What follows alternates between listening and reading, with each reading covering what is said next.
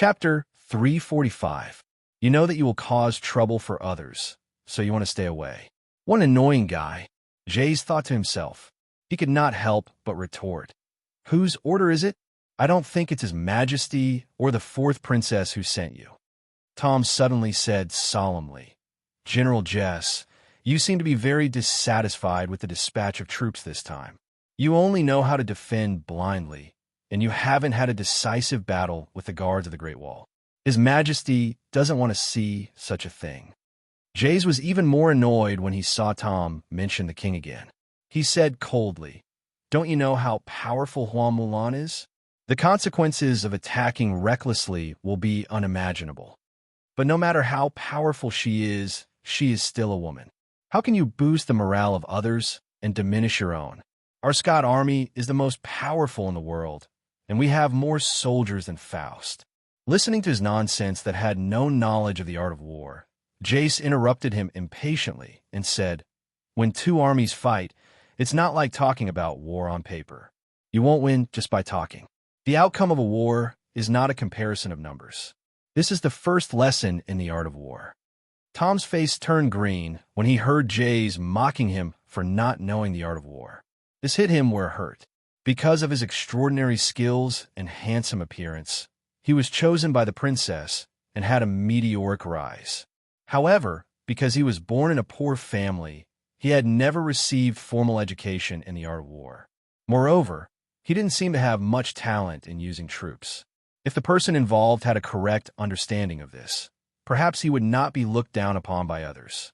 However, he just happened to like to express his views on the use of troops, causing the old generals in the court to look down on him. They thought that this man did not understand the art of war other than playing tricks. I am here on His Majesty's order.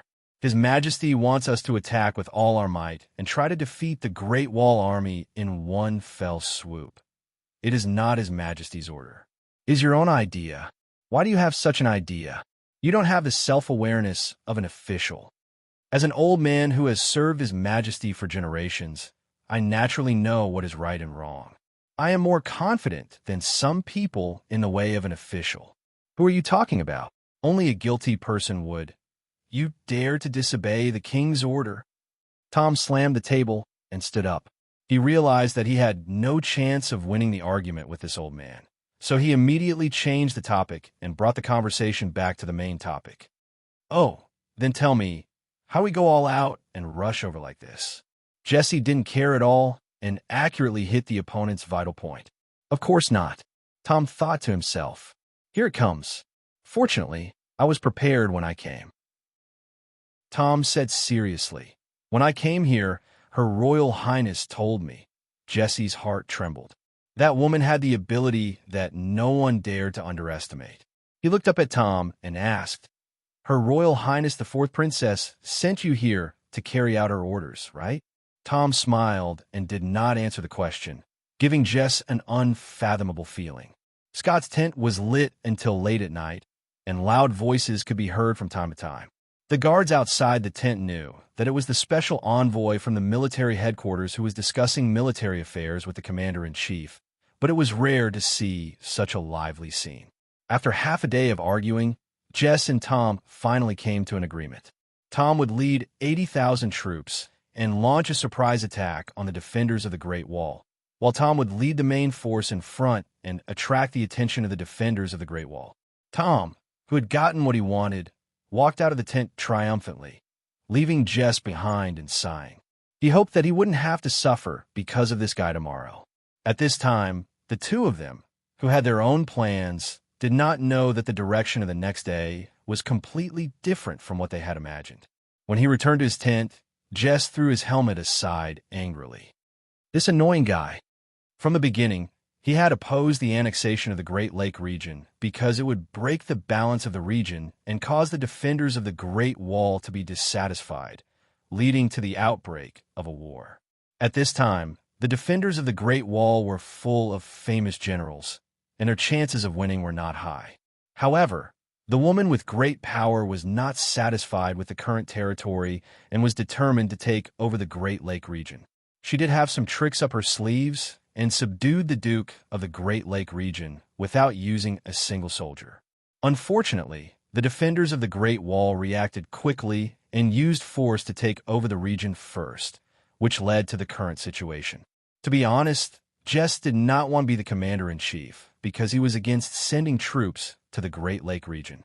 However, the Scott army did not have a general who could fight against Juan Milan. In order to prevent the Scott army from suffering too many losses, he agreed. However, it seemed that he had made the wrong choice. The woman, who had an extreme desire for power, did not understand his painstaking efforts at all and sent such a man. Does she think that she has a good chance of winning? Even if she mobilized half of the country's elite troops, if she does not have a general who can fight against the enemy commander-in-chief, it will be difficult to win. Jess knew that he was now old, and it was already very good that he could fight against his opponent like this. Ever since that woman gained power, she was obsessed with using power and did not pay attention to the development of generals. As a result, there were no young talents in the country who could truly hold their own. At this moment, Jess suddenly felt a strong, murderous aura in the tent. Instinctively, he immediately pulled out his treasured sword. However, before he could shout, 3 people in black suddenly appeared in the tent.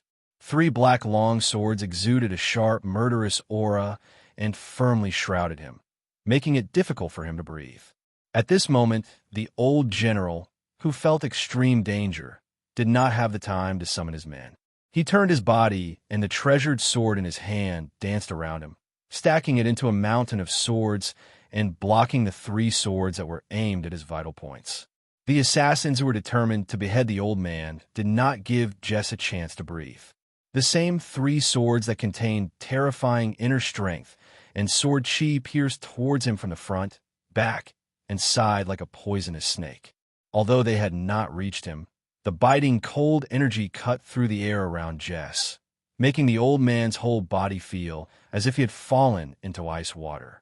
Previously, in order to block the 3 swords, he had consumed most of his energy. After all, time was unforgiving. Jess could not gather his chi as quickly as before. Although he tried his best to resist the enemy's attack, the sword that came from the side still wedged into his sword net from a strange angle. A strange cold current gushed in from the place where he was hit, making him unable to perform the next half of his move. The unfortunate old man could only watch as the 2 swords pierced his body from the front and back. When the cold feeling enveloped Jess's body and mind, he vaguely heard a voice. "All right, bring his head to see the Lionheart King."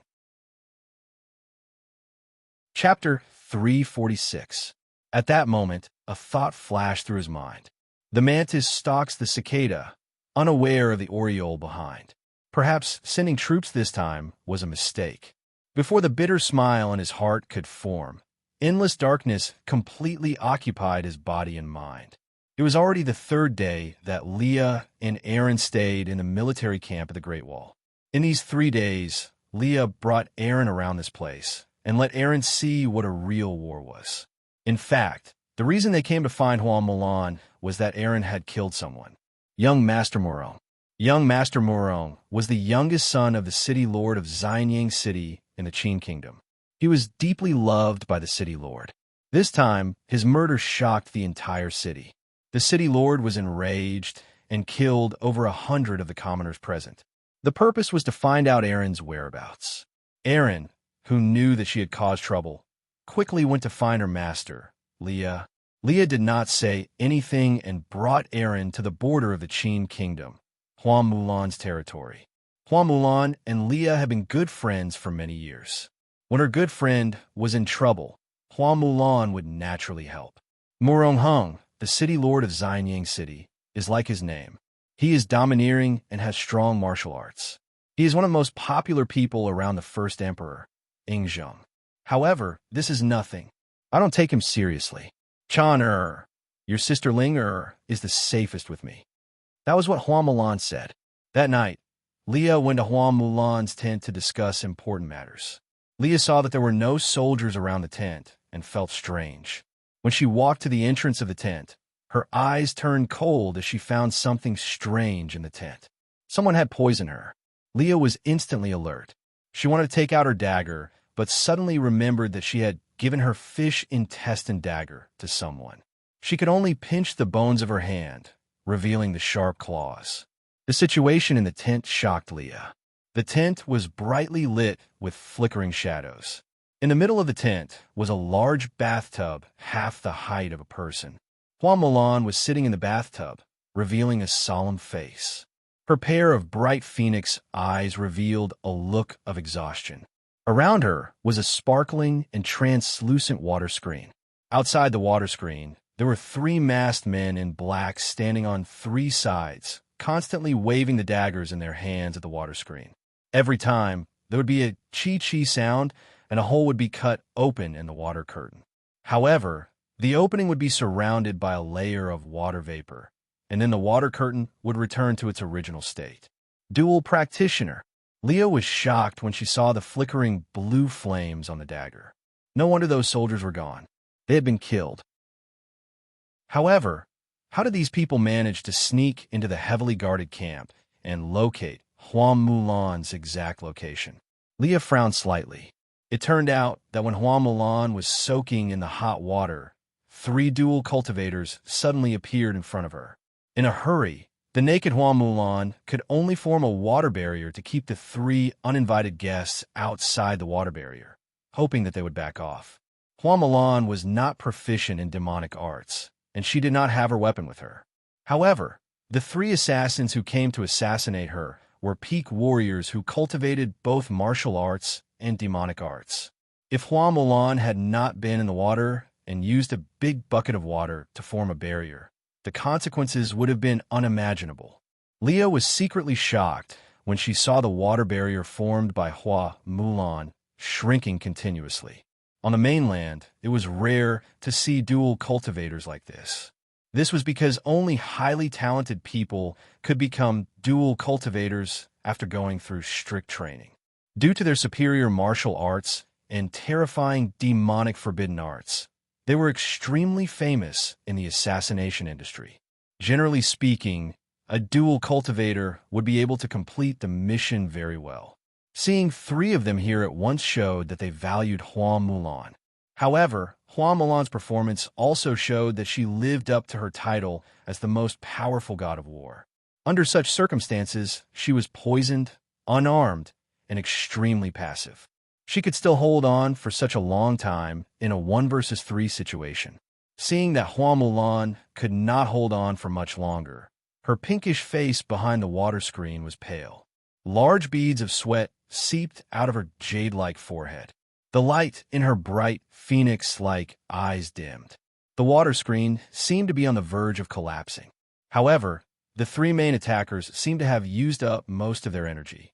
They were all panting, and their sword-wielding hands had become heavy. However, seeing hope, they still tried their best to wield the daggers in their hands.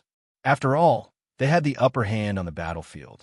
Leah's right hand took out the deadly poison from Burial Flower Valley, the peach blossom burial. She held the powder in her hand.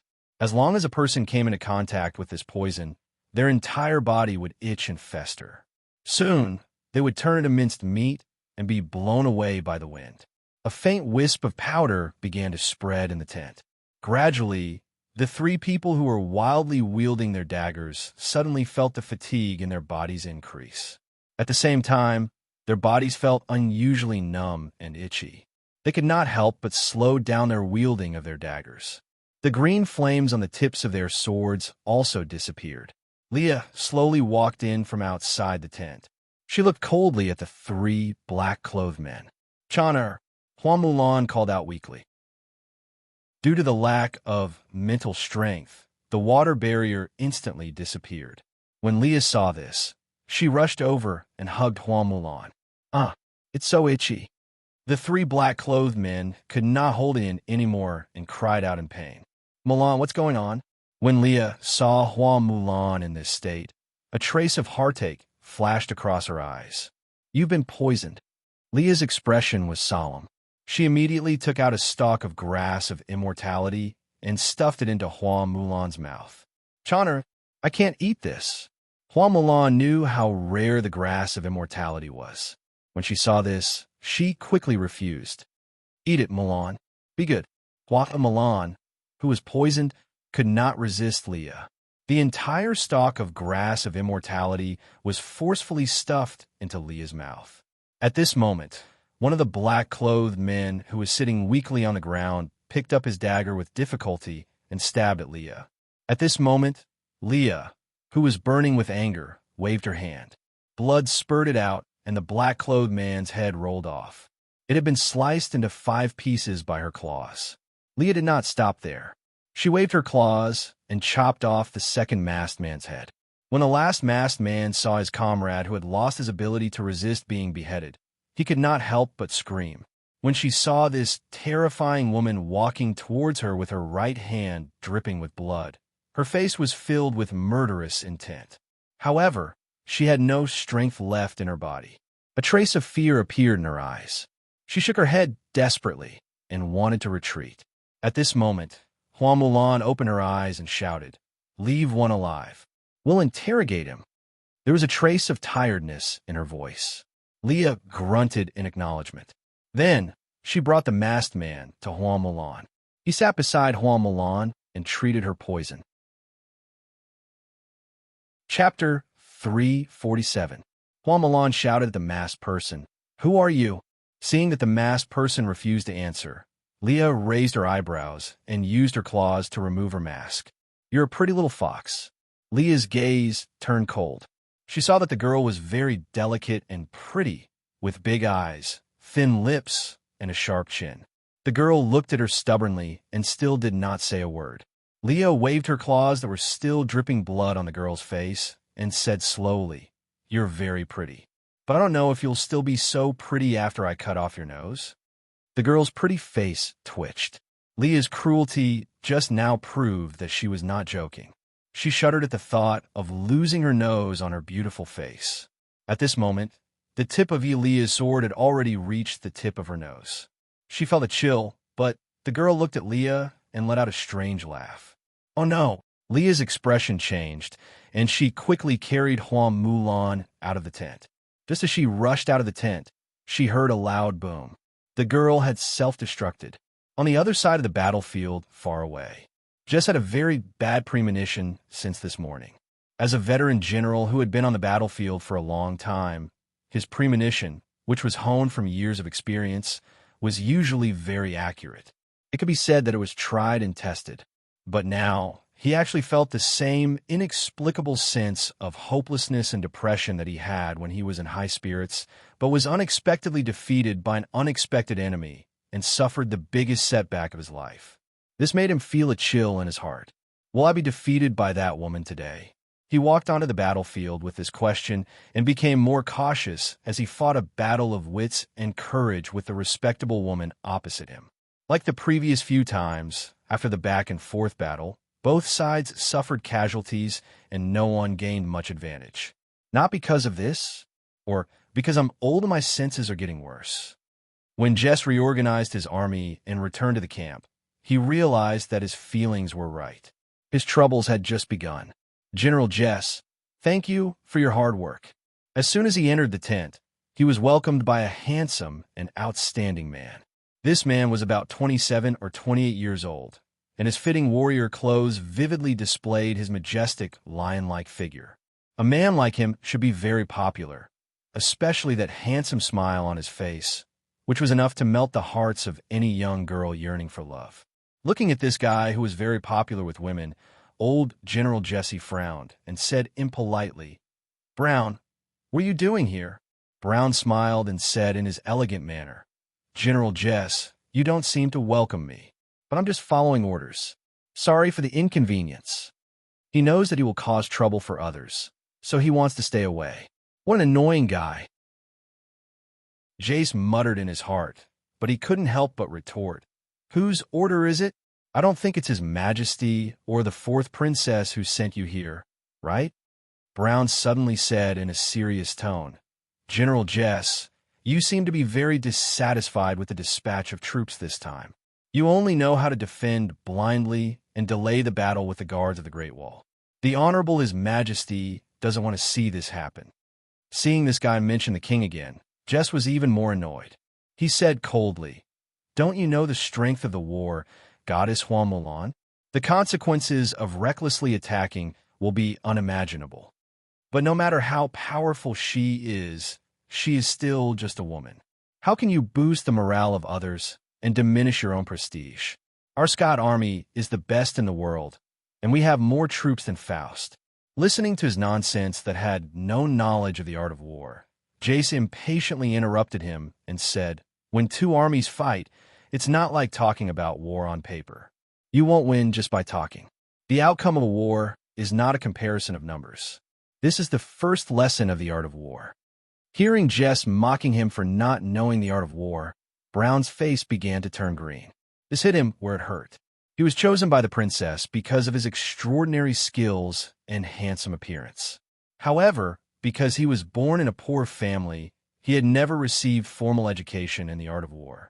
Moreover, he didn't seem to have much talent in the art of war. If he had a correct understanding of the art of war, he might not be looked down upon by others. However, he liked to express his views on the art of war, which made the old generals in the court look down on him. They thought that this man didn't know anything about the art of war other than scheming. "I'm here on His Majesty's orders. His Majesty wants us to attack with all our might and try to defeat the guards of the Great Wall in one fell swoop. It's not His Majesty's idea. It's your own idea. Why do you have such an idea? You don't have the self-awareness of subject. As an old man who has served His Majesty for generations, I naturally know the difference between right and wrong. I'm definitely more confident than some people in the way of subject."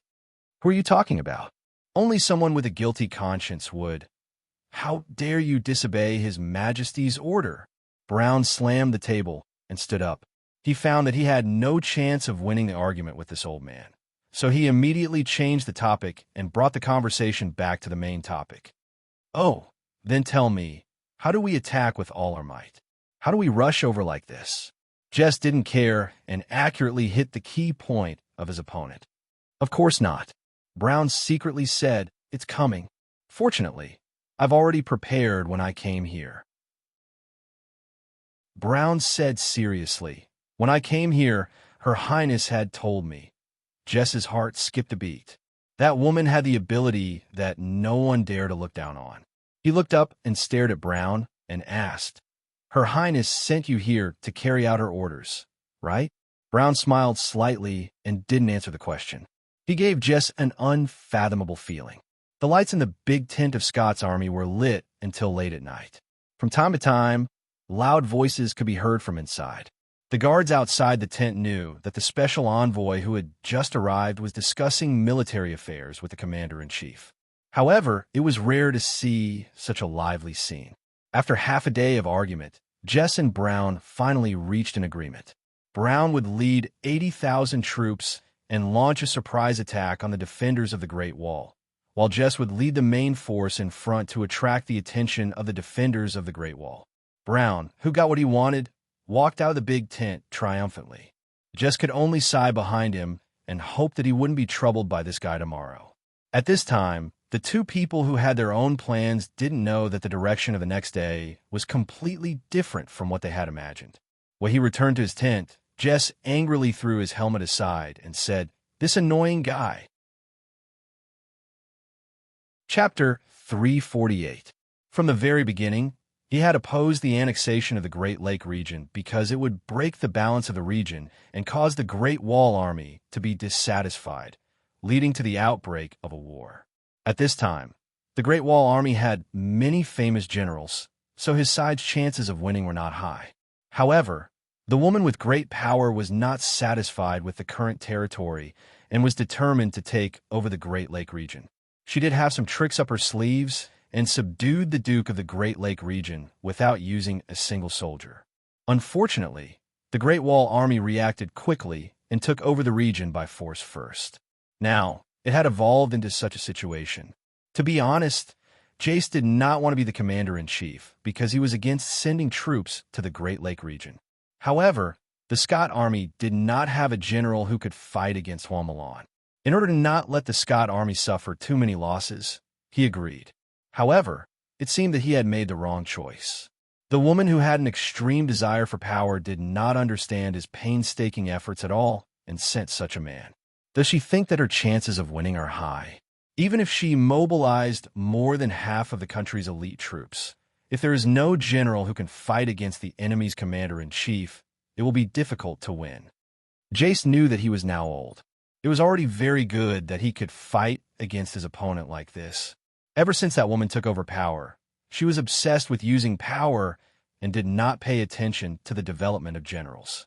As a result, there were no young talents in the country who could really take charge. At this time, Jace suddenly felt a strong, murderous aura in the tent. Instinctively, he immediately drew his treasured sword. Before he could shout, 3 people in black suddenly appeared in the tent. 3 similarly black long swords exuded a sharp, murderous aura, firmly enveloping him and making him unable to breathe.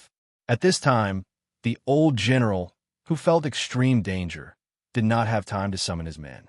He turned his body, and the treasured sword in his hand danced around him, stacking into a mountain of swords and blocking the 3 swords that were aimed at his vital points. The assassins who were determined to kill the old man didn't give Jesse a chance to catch his breath. The 3 swords that contained the same terrifying inner strength, sword chi, pierced towards him from the front, back, and sides like a poisonous snake. Although they hadn't reached him, the biting cold chi cut through the air around Jesse, making the old man's body feel as if he had fallen into ice water. Previously, in order to block the 3 swords, he had already consumed more than half of his energy. After all, time was unforgiving. Jesse couldn't gather his chi as quickly as before. Although he tried his best to block the enemy's attack, the sword that came from his side still wedged into his saber net from a strange angle. A strange cold current flowed in from the place where he was hit, making him unable to complete the second half of the move. The unfortunate old man could only watch helplessly as the 2 swords pierced his body from the front and back. When the cold feeling enveloped Jesse's body and mind, he vaguely heard a voice. "All right, bring his head to see the Lionheart King." Lionheart King. In that instant, a thought flashed through his mind. The mantis stalks the cicada, unaware of the oriole behind. Perhaps sending troops this time was a mistake. Before he could smile bitterly in his heart, endless darkness completely occupied his body and mind. "Captain, we found it." Bailey Shoyue's face was dignified as he looked at Hua Mulan. Hua Mulan stood at the top of the high Great Wall fortress and looked at the endless mountains. Bailey Shoyue didn't know what she was thinking. Hua Mulan glanced at him and said, "Tell me." Bailey Shoyue reported to her the information that he and Xian Su had investigated. It turned out that the girl who blew herself up and the other 2 people killed by Leah were dual practitioners hired by Duke Charles of the Kingdom of Abika at a high price. Since Athena killed her father, the kingdom had been divided into 2. One was led by the assassins led by Marshal Zero, and the other was led by Duke Charles, who had the financial resources of the empire. They had long been unwilling to stay in the barren Northwest tribe. They also wanted to occupy this advantageous military area. This time, taking advantage of the battle between the Scott Army and the Great Wall Guards, they wanted to assassinate the commanders of the 2 armies at the same time. Then, taking advantage of the chaos between the 2 armies, they would defeat the 2 armies, occupy the link of the Great Wall, and better attack the Qin state. This plan of killing 2 birds with 1 stone was indeed vicious. In this way, Scott and the Great Wall Guards would be greatly weakened and could not pose a threat to Babika in the short term. "I see." Hua Mulan nodded and fell into deep thought. "Captain, you..." Bailey Shoyue saw the captain's increasingly haggard appearance and wanted to say something, but in the end, he didn't say it. He glanced at Hua Mulan and retreated. In the high Great Wall fortress, the cold wind raged, blowing Hua Mulan's pink hair, which was tied up high messy. She stood there alone, unmoved. "Mulan, I finally found you." A voice came. Hua Mulan didn't need to look back to know that it was Kai. Kai also jumped up and stood beside Mulan. His eyes were full of distress. "You? Are your injuries better?" "Well, with the immortal grass that Choner gave me, it's all right." Immortal grass. Kai smiled bitterly and looked at the woman in front of him who he admired. He didn't see himself in her eyes. If you hadn't saved me at that time, it would have been fine, Kai said slowly. Hua Mulan looked at Kai in astonishment and revealed a bitter smile.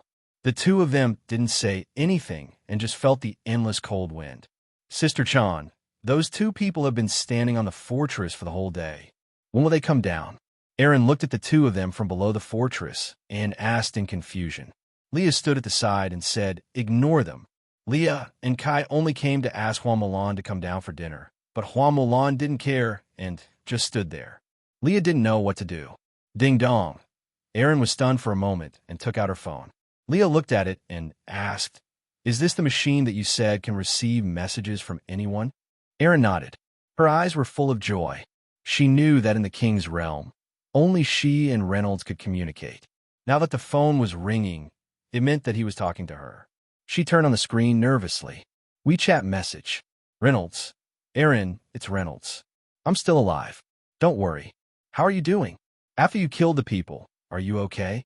That's right. Leah is protecting you. As for me, I'm now heading to the Tang Dynasty. Wait for me there. Reynolds, oh right. I have a lot to tell you now. I've experienced a lot of adventures and even... Forget it. I'll tell you in detail when I reach the Tang Dynasty Academy. Reynolds, I'm looking forward to seeing you when we meet. Hee, looking at Aaron's relieved expression, Leah joked, "What's wrong? Is that man still alive?" Chapter 349. Irene nodded and hugged Leah's arm. Sister Chan, when will you take me to the academy? Leah looked at her and said, "It's up to you." 50 miles away from the Donner Plains, in the Dragon Mountain Range, an army was gathered. The 200,000 orcs of the Babika Alliance were ready to go. Marshal Zero and Duke Charles had united the various tribes. They wanted to annex the king's realm together. The orcs were the lowest race, but they were also the most warlike race. As long as they had the strength to spare, they would plunder everywhere. However, their intelligence was pitifully low. They were a race that was happy to be used. The various tribes in the king's realm were mainly composed of the 4 races of orcs. In addition to the bear and leopard races, there were also the lion and wolf races. For many years, the 4 races had been fighting for the throne and had no time to care about the external environment. All of this changed after he took control of the Lion Clan. Under the leadership of Arthur, the lion race unified the Orc Alliance. All 4 races were under the lion flag. Arthur ascended the throne of the Orc Alliance and was known as the Lionheart King Arthur. This army was composed of the bear and leopard races of the orcs. The bear race had 130,000 soldiers, and the chief general was the #1 warrior, Hans. The leopard race had 70,000 soldiers, and the chief general was Bella, who had the reputation of being one of the 3 female generals. A military meeting was being held in the middle of the camp. As Hans listened to the beautiful female General Bella's speech, his pair of bear-like eyes lingered on her beautiful and sexy body. The self-proclaimed hero Hans had been pursuing Bella. This was a well-known fact in the Orc Alliance. He even publicly announced, "Whoever dares to compete with him for Bella will have their legs broken." This sentence scared a large number of Bella's suitors. After all, Hans's skills were superb. Except for a few people in the Alliance, no one was his match. At this time, the military meeting was coming to an end. Bella frowned and stared at Hans, who had been looking at her, and asked, "Do you have anything else to say?" Hans hurriedly said, "Your order is my order. You have the final say." After saying that, he revealed a smile that he thought was cool. Bella rolled her eyes at him and reprimanded, "You don't have to court me." Hans, who had been given the cold shoulder, smirked. The generals in the tent were secretly laughing in their stomachs, but on the surface they had to painstakingly hold it in, acting as if nothing had happened. After all, it would not be worth it to anger Hans. If it were any other woman, Hanses might have already forced himself on her, because the tradition of the Beastmen was to be strong and powerful. However, Bella's strength was not below his, so even if he was reprimanded by Bella, there was nothing he could do. Gradually, Hans got used to Bella's cold face. Being scolded by her was also a special feeling. Hans secretly comforted her. She doesn't need to scold others. Hitting is a sign of affection, Scolding is a sign of love. This means that he's interested in me. Every day, you would improve a little bit. With this belief in his heart, Hans carried on with his chasing after a beauty plan. Bella said coldly, "All right, and so I want to deal with Scott's army. You'll be in charge of the Great Wall Garrison Army." Hans thought for a moment and said, "That's not good. There are many guards at the Great Wall, so let me go. Your army is too small." Bella curled her lips and said, "Our leopard tribe's combat strength far surpasses your bear tribe's. You should be careful of the Great Wall Garrison Army. Their commander is the #1 general of the war god, Hua Mulan." Hans waved his big hairy hand and said indifferently, "Don't worry, she might have already been killed. Besides, if she's still here, I want to see how powerful this Hua Mulan is." At this point, Hans grabbed the wine cup and drank it in one gulp. Then, he wiped his lips with the back of his hand and said, "Beautiful war god, watch me capture her and turn her into a beautiful war slave." His subordinates all laughed lewdly and began to flatter him. Bella looked at these lecherous fellows with disgust and slammed the table. She shouted, "Enough! Everyone, get ready to set off." Hans, who had left the tent, took a few steps and saw that Bella was already far away under the escort of a few leopard generals. He called out to his subordinates, "You guys go and prepare first. I want to relax." A knowing smile appeared on the rough faces of the bear generals beside him. Hans patted one of them on the shoulder and said with a smile, "Make it well. I'll let you guys have a taste later." "Thank you, sir." The few bear generals replied excitedly. Hans strode to the front of a heavily guarded tent, and the bear soldier, standing guard, hurriedly raised his gun and saluted him. Nodding his head slightly, Hanses opened the sealed tent door and walked in. Soon, the sound of women crying, begging for mercy, struggling, and Hans's rough laughter could be heard from inside. Standing at the entrance of the tent, the guards were listening to the noises inside enviously. They knew that their commander was enjoying the beauties of the human race. At the thought that they would have a chance to taste the taste of human girls when they set out for the Great Wall area this time, they couldn't wait to set out. "General, the troops are ready." 3 bear generals entered the tent and reported to their commander. "Please give the order to set off. Before we set off, let's have some fun." Hans, who was satisfied, generously allowed his subordinates to have a taste.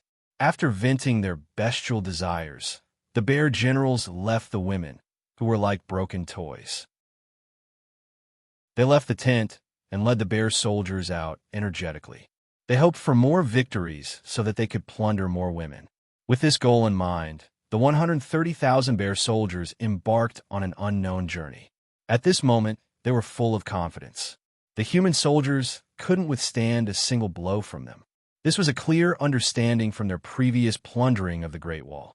Although they were facing the powerful guards of the Great Wall this time, it was the first time the beastmen had mobilized such a large army. Thinking of the upcoming battle, the beastmen's fighting spirit began to boil. A few days after Athena left, Reynolds began his journey to the Tang Dynasty Academy alone. With a map that Diaochan gave him, he wouldn't get lost. A phone with unlimited battery was really a good thing. Reynolds sent a message to Lin Ling seeing that she didn't reply. He didn't say anything else. He placed the phone in the Apocalypse bracelet. Through Athena's teachings, he could almost use some of the Apocalypse bracelet's strange abilities. For example, storage items. There are also unknown powerful abilities. The bracelet was a different world and could store countless things. Not to mention a phone, it might even be enough to store the entire Earth. Recently, he had been living in a small village near the mountains. He stayed in a different person's house every day. Due to Reynolds's purifying physique, the people in the village mistook him for a miracle doctor. Therefore, he was also warmly welcomed by the village. Chapter 350. However, a strange thing happened recently, and it happened one after another. It started 3 days ago. Lei Nua heard it from the people in the village. In a family in the village, the husband was in charge of going up the mountain to chop firewood, while the wife was in charge of cooking at home. That day, the husband went up the mountain to chop firewood and met a naked woman with long hair passing by. This beauty's skin was as white as snow, but for some reason, her body was not covered by any clothes. Her long black hair was smooth and straight, covering her private parts. She had a petite figure and a cute cherry-like mouth. This made the husband stare straight at her. How could there be such a beautiful woman in the mountains? He followed her all the way to a small wooden house. After watching the woman go in, he found that she was alone in the house, so he rushed in with burning desire. After that, the husband was satisfied, so he hugged the beauty and asked her why she was naked. The woman cried and said that the weather was hot and she wanted to go to the river to take a bath. She did not expect that when she went ashore, she did not want to be seen by him. "Now, I'm yours. You have to be responsible for me." The husband was even more delighted when he heard this and made an appointment to come again next time. The next time they came, it could be said that the two of them were preparing to shamelessly have sex with each other. Suddenly, the woman covered her chest and cried out in pain. The husband hurriedly asked what was wrong. The woman said that she had a strange disease since she was young and could not be with men. Once it happened more than twice, her heart would hurt so much that she would die. Only by eating a woman's finger could she be saved. How could there be a woman's finger on a mountain? If she started to have an attack now, she might die soon. The husband heard this and said, "I was just about to come. Why did you have an attack? This is so uncomfortable." But when he saw that the woman was beautiful and pitiful, he comforted her and said, "I have a way. Wait for me." The husband hurried back home. His wife asked what happened. The husband stammered and said that he met an old lady on the mountain to chop firewood and wanted to help her home. But on the way, she had an attack and said that she needed a woman's finger to cure the disease. He did not want to care, but he was afraid that if she died, it would be blamed on him. He did not know what to do. After the wife heard this, she did not say a word. She went to the kitchen and chopped off her right little finger. She said, "Saving people is a good thing. It doesn't matter if I lose a finger." The husband was ashamed, but he was also very excited. When he thought of the beauty in the cottage on the mountain, he did not care about anything else and directly went out, leaving his wife alone to bandage his wound. The husband went up the mountain and gave his little finger to the woman. The woman hurriedly stuffed it into her mouth and chewed it like rain after a long drought. She looked strange and disgusting. Blood flowed out of the corner of her mouth, but she looked so seductive. Thus, the husband and the woman rolled into bed. After that, the woman asked him, "This finger belongs to your wife, right?" The husband was shocked and asked her how she knew. The woman smiled proudly. "Only your wife would love you so much. She would believe whatever you said. But don't come next time, or I'll have another relapse. Unless, if you come next time, you have to prepare a finger first." The husband was indignant and was lectured by her, but after 2 or 3 months, he began to feel unbearable. His wife at home was not beautiful at all. If she lost a finger, she would be a disabled person. He could not help but feel disgusted. So one day, he finally could not help lying to his wife. He said that he went up the mountain a few days ago and did not expect that the old grandma's old illness would relapse. The doctor said that one finger was not enough to be the guiding drug, so he needed another one. He asked his wife to help him. The wife could not believe it, but she could not stand her husband's pleas. So she cut off another finger for him. However, after the husband left, she endured the pain and followed him. She did not expect to see her husband hiding a woman on the mountain. He even took out his finger for the woman to eat. Seeing the woman eating her finger raw, the wife was frightened and screamed. She was discovered by the two of them. The husband anxiously knocked his wife out and dragged her to the back room. Then, he continued to have fun with the beauty.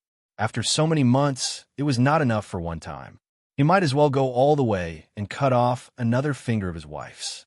The wife woke up from the pain and saw that her whole body was tied up. There were only 7 fingers left. Outside, there was the sound of the husband and the woman having fun. As soon as the two of them stopped, the husband would appear in front of her and cut off one of her fingers. She could not figure out how it became like this. It was simply hell on earth. She fainted and woke up from the pain again and again. Later, her husband took a bigger knife and cut off 3 of his wife's fingers at once. He even said that he was doing it for her own good. It was better to have a short pain than a long pain. If he cut off 3 fingers at once, she would suffer less twice. The two of them had sex outside, when they did not know whether it was day or night. The wife broke out with her greatest strength and finally broke free from the rope. She stumbled out from the back door and lay down by the river. Looking at her hands, she had been treated inhumanely for the past few days. She only had 2 fingers left on both hands. What was the point of living? So, she plunged into the river and committed suicide by jumping into the river. The beastly husband did not know that his wife had escaped. He felt that these days were the best days of his life. With the beauty in his arms, she used the tip of her finger to draw circles on his chest. She said coquettishly, "I've eaten all your fingers. I'm not going to do it again in case I lose my life." "Beauty, what are you afraid of? My wife still has 2 fingers. Let's do it first. I'll go get them later. You're so annoying." After it was over, the husband went to the back room with satisfaction and prepared to cut off his fingers. He did not expect that his wife had disappeared. He was shocked. Oh no, the woman had run away. When the beauty heard this, she was even more frightened. Her angina disease had started again. The husband said, "Wait, I'll take the knife. She can't have run far. I'll chase after her." The beauty smiled sinisterly. "It's okay, there's no need. I still have a way to treat her illness." When the beauty looked up, her whole face was wrinkled and her fangs were exposed. She suddenly became very strong and knocked the husband unconscious. Then, she tied him up and used her teeth to bite off one of his fingers. The husband cried out in pain and said, "Can't you only eat a woman's fingers to treat your illness?" Yes, but if he really could not find a woman, eating 10 a man's fingers could offset the pain. At this time, the beauty was no longer a beauty. Because she could not eat a woman's fingers, she had revealed her true form. She was a humanoid monster. She bit off a finger and chewed slowly. She looked at the man and smiled. Then, she bit off another finger. The man was in so much pain that he wanted to die. He screamed loudly, but no one passed by this small wooden house. The monster cursed as she ate the finger. Indeed, the fingers of unfaithful men did not taste good. It seemed like she had to change places. Chapter 351. After more than 10 days, a villager went up the mountain to chop firewood. He saw a small wooden house and wanted a rest, but he didn't expect to find a nameless male corpse. His 10 fingers were missing, his face was hideous, and he died from excessive blood loss. The woodcutter was scared half to death. "You must save us, husband and wife. We don't want to go up the mountain and meet a monster." On this day, Reynolds stayed with a hunter couple. The hunter's name was Baron. He was passionate and bold. After Reynolds cured him of the venom of a poisonous snake bite while hunting, he regarded Reynolds as his savior. Reynolds said, "Don't worry, I will go up the mountain today. You don't have to go hunting today." This was something Reynolds had decided to do. He wanted to see how powerful that monster was. At the same time, he had another purpose. He wanted to try out the new function of the Apocalypse bracelet. Reynolds, who had made his decision, chose a sunny day to go up the mountain. Without Athena by his side, his confidence was not as strong as before. He had lost a powerful backer, so he had to be extremely cautious. The mountain range near the village was incomparably desolate. It was called the Great Liang Mountain. Passing through a forest, Reynolds saw a strange phenomenon. An old granny was hobbling in the mountains with a walking stick in her hand. Reynolds was very curious. He carefully looked at the old granny, not far away. She was walking with unusual difficulty. Reynolds hesitated whether to go up and ask her. At this time, the old granny seemed to have tripped on a branch and fell to the ground with a cry of ouch. Reynolds frowned and decided not to bother with her. It had been a few months since he came to the king's realm. Here, Reynolds had seen too many adventures and also saw the sinister people's hearts. Just as he was about to take a step forward, Reynolds heard the old granny who fell down shouting for help. "Young man, ouch, please come help me. Ouch, it hurts so much." Reynolds sighed, turned around, and walked toward the old granny. At the same time, he hid the Apocalypse bracelet in his sleeve. Reynolds walked closer and found that the old granny's hair was white and her face was full of wrinkles. Looking carefully, it turned out that she had stepped on a huge animal trap, and this trap seemed to have experienced a lot of wind and rain. It was rusty, and the 2 rows of sawtooth were dull. Otherwise, such a huge trap would have snapped the old granny's leg. "Are you okay?" Reynolds squatted down and looked at her. At the same time, he was secretly on guard. If there was anything strange about this person, then he would let her have a taste of the Apocalypse Bracelet's power. "Young man, help me get rid of this clamp, then carry me back. I will reward you." Looking at the pitiful appearance of the old granny in front of him, Reynolds's heart softened, and he removed the clip on her leg. Then, he carried her on his back. It wasn't very heavy. "Old man, do you live on a mountain? Are you alone?" Reynolds asked tentatively. "I'm not alone. I have a daughter. They took refuge in the mountain hut." "Take refuge?" The old lady sighed and said, "The war has been chaotic recently. I feel that everywhere, as long as there are people, there will be war. In order to escape the war, we moved to the mountains." After a pause, the old lady asked curiously, "Young man, you don't look like someone from here. How did you end up in such a deep forest?" Reynolds was silent for a moment before he said, "Do you know that a monster has appeared on the mountain recently?" The old lady was shocked and shouted, "Uh-huh? You could it be that you are that monster? Save me, save me." Reynolds jumped in fright and didn't know whether to laugh or cry. He explained, "I'm not a monster. I'm just curious. I'm a villager from a village at the foot of the mountain. A few days ago, a couple in the village was bewitched by a monster and both died."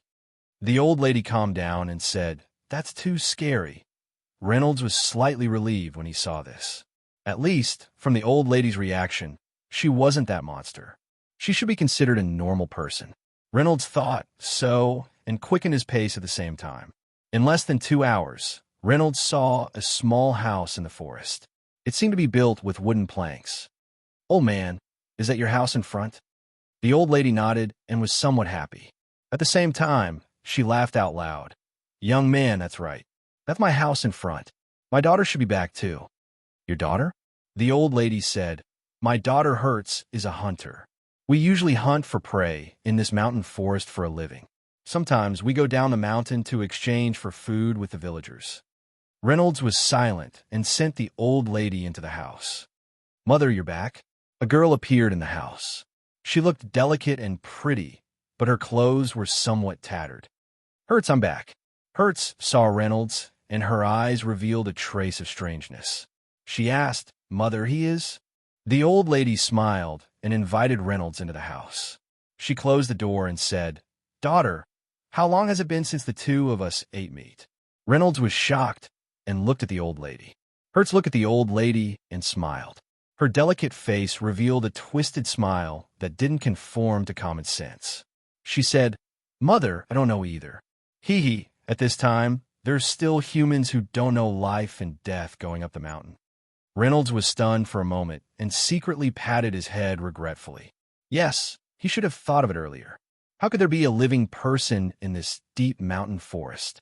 This old lady suddenly changed. The veins on her body bulged, and her muscles grew rapidly at a speed visible to the naked eye. With a ripping sound, her clothes were torn and her disgusting body was revealed. Hertz's delicate and pretty face instantly flushed red. In an instant, all the muscles on his body bulged, and his face was so distorted that it looked like boiling lava. "Young man, you're really delicious. You're really kind. Mother, I want to eat his face." The corner of Reynolds's eye twitched.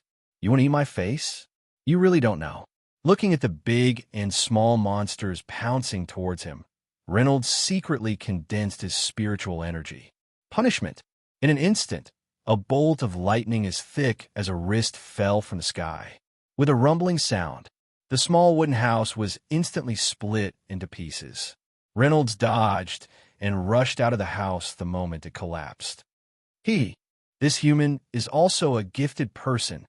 Then wouldn't it be even more delicious?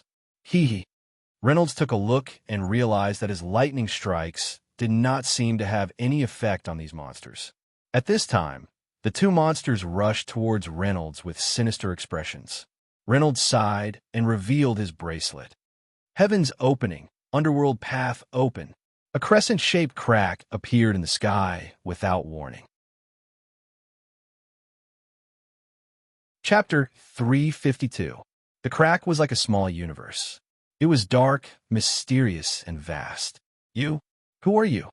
Seeing this, the two monsters finally showed an expression of fear. Reynolds smiled and said, "Go to the netherworld and stay there." After that, the crack suddenly expanded. A strong gravitational force sucked the two monsters in. Then the crack disappeared.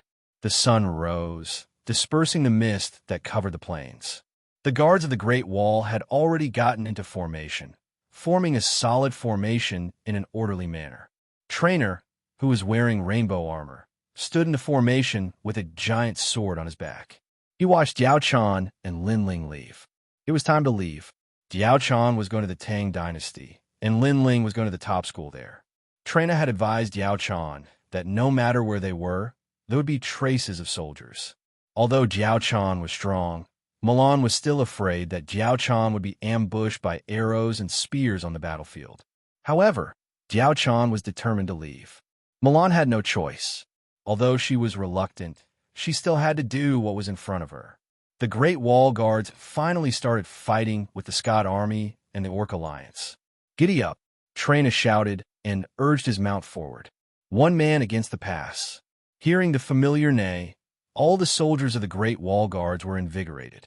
Over the years, along with this familiar voice, the defenders of the Great Wall had swept through thousands of troops. Every soldier worshipped General Milan like a god. As long as they saw the fluttering flag, they would firmly believe that victory would belong to them. They were the first to call her the beautiful goddess of war. Trainer turned to look at the Scott Army camp in the distance. The camp was shrouded in silence. The Scott Army did not seem to want to fight the enemy. "I hope the old man is safe too." Although they were opponents, Trainer still respected Jays. "There are enemies behind us." A scout came to report. 8 miles ahead, the vanguard of the Orc Alliance army appeared. Trainer calmly ordered, "Turn back." Her order was passed down by the cavalry, who were galloping away. The huge formation of the Great Wall Guards began to move like water. The timing was calculated very accurately. When a large number of vanguard troops appeared in their field of vision, the front of the Great Wall defenders was just right in front of the soldiers that were swarming forward. Meanwhile, chaos broke out in the Orc Alliance's camp in the distance. Flames could be faintly seen everywhere, and shouts of killing could be heard. The bear soldiers among the beastmen were almost all infantrymen. All of them were burly and ferocious looking, and they were taller than the guards of the Great Wall by half. In addition, their skin was thick and their muscles were thick, and they had great strength. They walked as if they were flying. Shouting like this and rushing forward, the momentum was extremely terrifying. If he hadn't made any preparations beforehand, he would have been flustered and frightened. Moreover, their speed was very fast. In the blink of an eye, they had already rushed to the front of the Great Wall defenders. The defenders of the Great Wall were prepared for this. They did not panic, and the archers at the front of the formation gave the Orc Alliance a fierce rain of arrows. After releasing the arrows, the soldiers retreated, while the heavy infantrymen behind them moved forward in an orderly manner. Their huge shields reflected the rising sun, flashing with a dazzling light. The bear soldiers at the front of the formation were baptized by the arrows. They screamed and fell, but the ones at the back continued to charge forward without fear of death. Some of the lightly injured bear soldiers still had arrows stuck in their bodies and continued to charge forward. The strength of the Orc Alliance was evident. They all waved the weapons in their hands fanatically and roared, trying their best to get closer to Faust's camp. They knew in their hearts that as long as they could reach the enemy, they would be defeated. Seeing the orcs charging forward without fear of death, Trainer sneered and said with contempt, "A bunch of brainless fellows. They had such strong soldiers, but a mistake by their commander would cause them to lose." She calmly mobilized the army and continued to attack the enemy. The magicians, who had been gathered together, also began to attack the orcs under the protection of the heavy infantrymen. This was one of Trainer's innovations. He gathered the magicians that were originally scattered in the army. The more magicians chanted together, the more powerful the magic would be, and the more damage it would cause to the enemy. Countless terrifying fireballs and lightning danced above the orcs' heads. These were the things that the orcs were most afraid of. Every time the magicians of the Great Wall army chanted an incantation, a large number of orcs would fall. Trainer knew that he couldn't let the orcs get close to his army. This was because the orcs were far stronger than the orcs. In hand-to-hand combat, a few orcs might not be able to defeat a single bear soldier. However, under such long-range attacks, very few bear soldiers could reach the front of the Great Wall army. As a result, even if they could reach the front of the Great Wall army, they would be quickly killed under the siege of the many Great Wall army soldiers. An hour later, Skyhammer finally understood that the guards of the Great Wall army were not the kind of humans that would fall into chaos at the slightest scare as he had imagined. Rushing forward like this was simply suicide. Moreover, the formation of the entire army was already in chaos. He couldn't even give out effective orders. He thought of reorganizing the army, so he gave the order to retreat. Following the ear-piercing sound of the bone flute from the orcs' formation, the bear soldiers, who were already frightened, turned around and ran back like an ebbing tide. Unexpectedly, Trainer was waiting for this opportunity. With a command, the heavy infantry at the front stepped aside, and the cavalry at the back rushed out, killing the beastmen from behind. They killed until the beastmen who had lost their fighting spirit threw away their helmets and armors. They were battered and exhausted, and only after retreating 10 miles did they stabilize themselves. Skyhammer was so angry that he flew into a rage. He desperately ordered his troops to hold on and began to organize a counterattack. An hour after the start of the battle, both sides entered a tug-of-war. However, under Trainer's clever command, the orcs' formation was flexible and they slowly gained the upper hand. A few hours later, the orcs suffered heavy casualties and their formation gradually shrank. If this continued, the orcs' defeat was certain. Skyhammer fiercely ordered, "Retreat!" Unwillingness, anger, lust. They exploded in Skyhammer's heart. He couldn't wait to chop Trainer into minced meat and eat him. However, in the current situation, no matter how slow he was, he could see that his side was at a great disadvantage. If they didn't retreat, they would be in danger of being wiped out. Skyhammer's face was dark as he spurred his horse and led tens of thousands of defeated soldiers to retreat. A day later, Skyhammer's bear soldiers were already exhausted. Not only were they defeated by Trainer's orcs, but they had also used up all their food. Chapter 353. At this moment, Tian Shui's subordinates are tired and hungry. Open your eyes wide, and let me see if there are any villages or towns nearby. Go in and recover your strength. Tian Shui orders. In fact, he is also very tired and urgently needs food and water. Report. There is smoke ahead. It should be a village. Tian Shui is overjoyed and roars. All soldiers listen to my orders. Raise your spirits. Let's start working. The dispirited faces of the bear soldiers reveal joy. If there is a village, there will be food, water, and even women. Thinking of this, they increase their speed and rush towards the village. Reynolds descends the mountain. His mind is somewhat absent-minded. Maybe it is because of the usage of the Apocalypse bracelet. Every time he uses it, it will consume a large amount of mental power and divine sense. I have to quickly become stronger. Reynolds mutters in his heart. At the same time, he turns around to look at the Daliang mountain behind him. There might be countless demons and monsters on the mountain. The people in the village basically go up the mountain to hunt and chop firewood for a living. If he does not notice the future troubles, then the people in the village will never be at peace. A thought suddenly flashes in Reynolds' mind and immediately gives him a fright. If he absorbs the entire Daliang mountain into the underworld in his bracelet, is it possible? Reynolds suddenly becomes excited, but in the next moment, he quickly calms down. Absorbing 2 demons made his mental power somewhat absent-minded. If he absorbs this incomparably huge and endless Daliang mountain in front of him, wouldn't it be? Reynolds ponders for a moment and decides to give up on this possibility. In a few hours, Reynolds returns to the village. Outside the village, Reynolds can see the smoke and flames in the village. Reynolds is alarmed and knows that things are not good.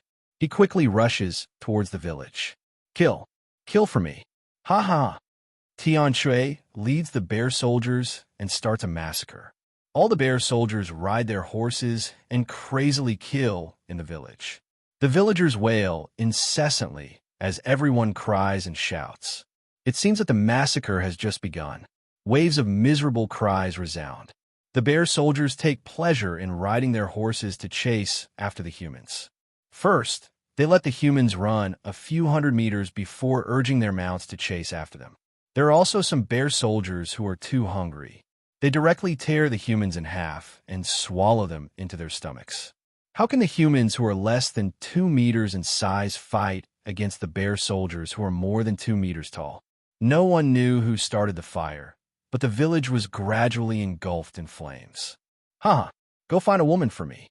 Sky hammer chewed on a piece of meat that had just been torn off. There was still fresh blood on it. Reynolds' head exploded with a boom. He had never seen such a direct and shocking scene. Brother, save me. Reynolds was shocked to find a child covered in blood running out of the village. Upon closer inspection, the child's ear had been chopped off, and a piece of flesh had been torn off his shoulder. Without waiting for Reynolds to support him, the child had already fallen to the ground dead.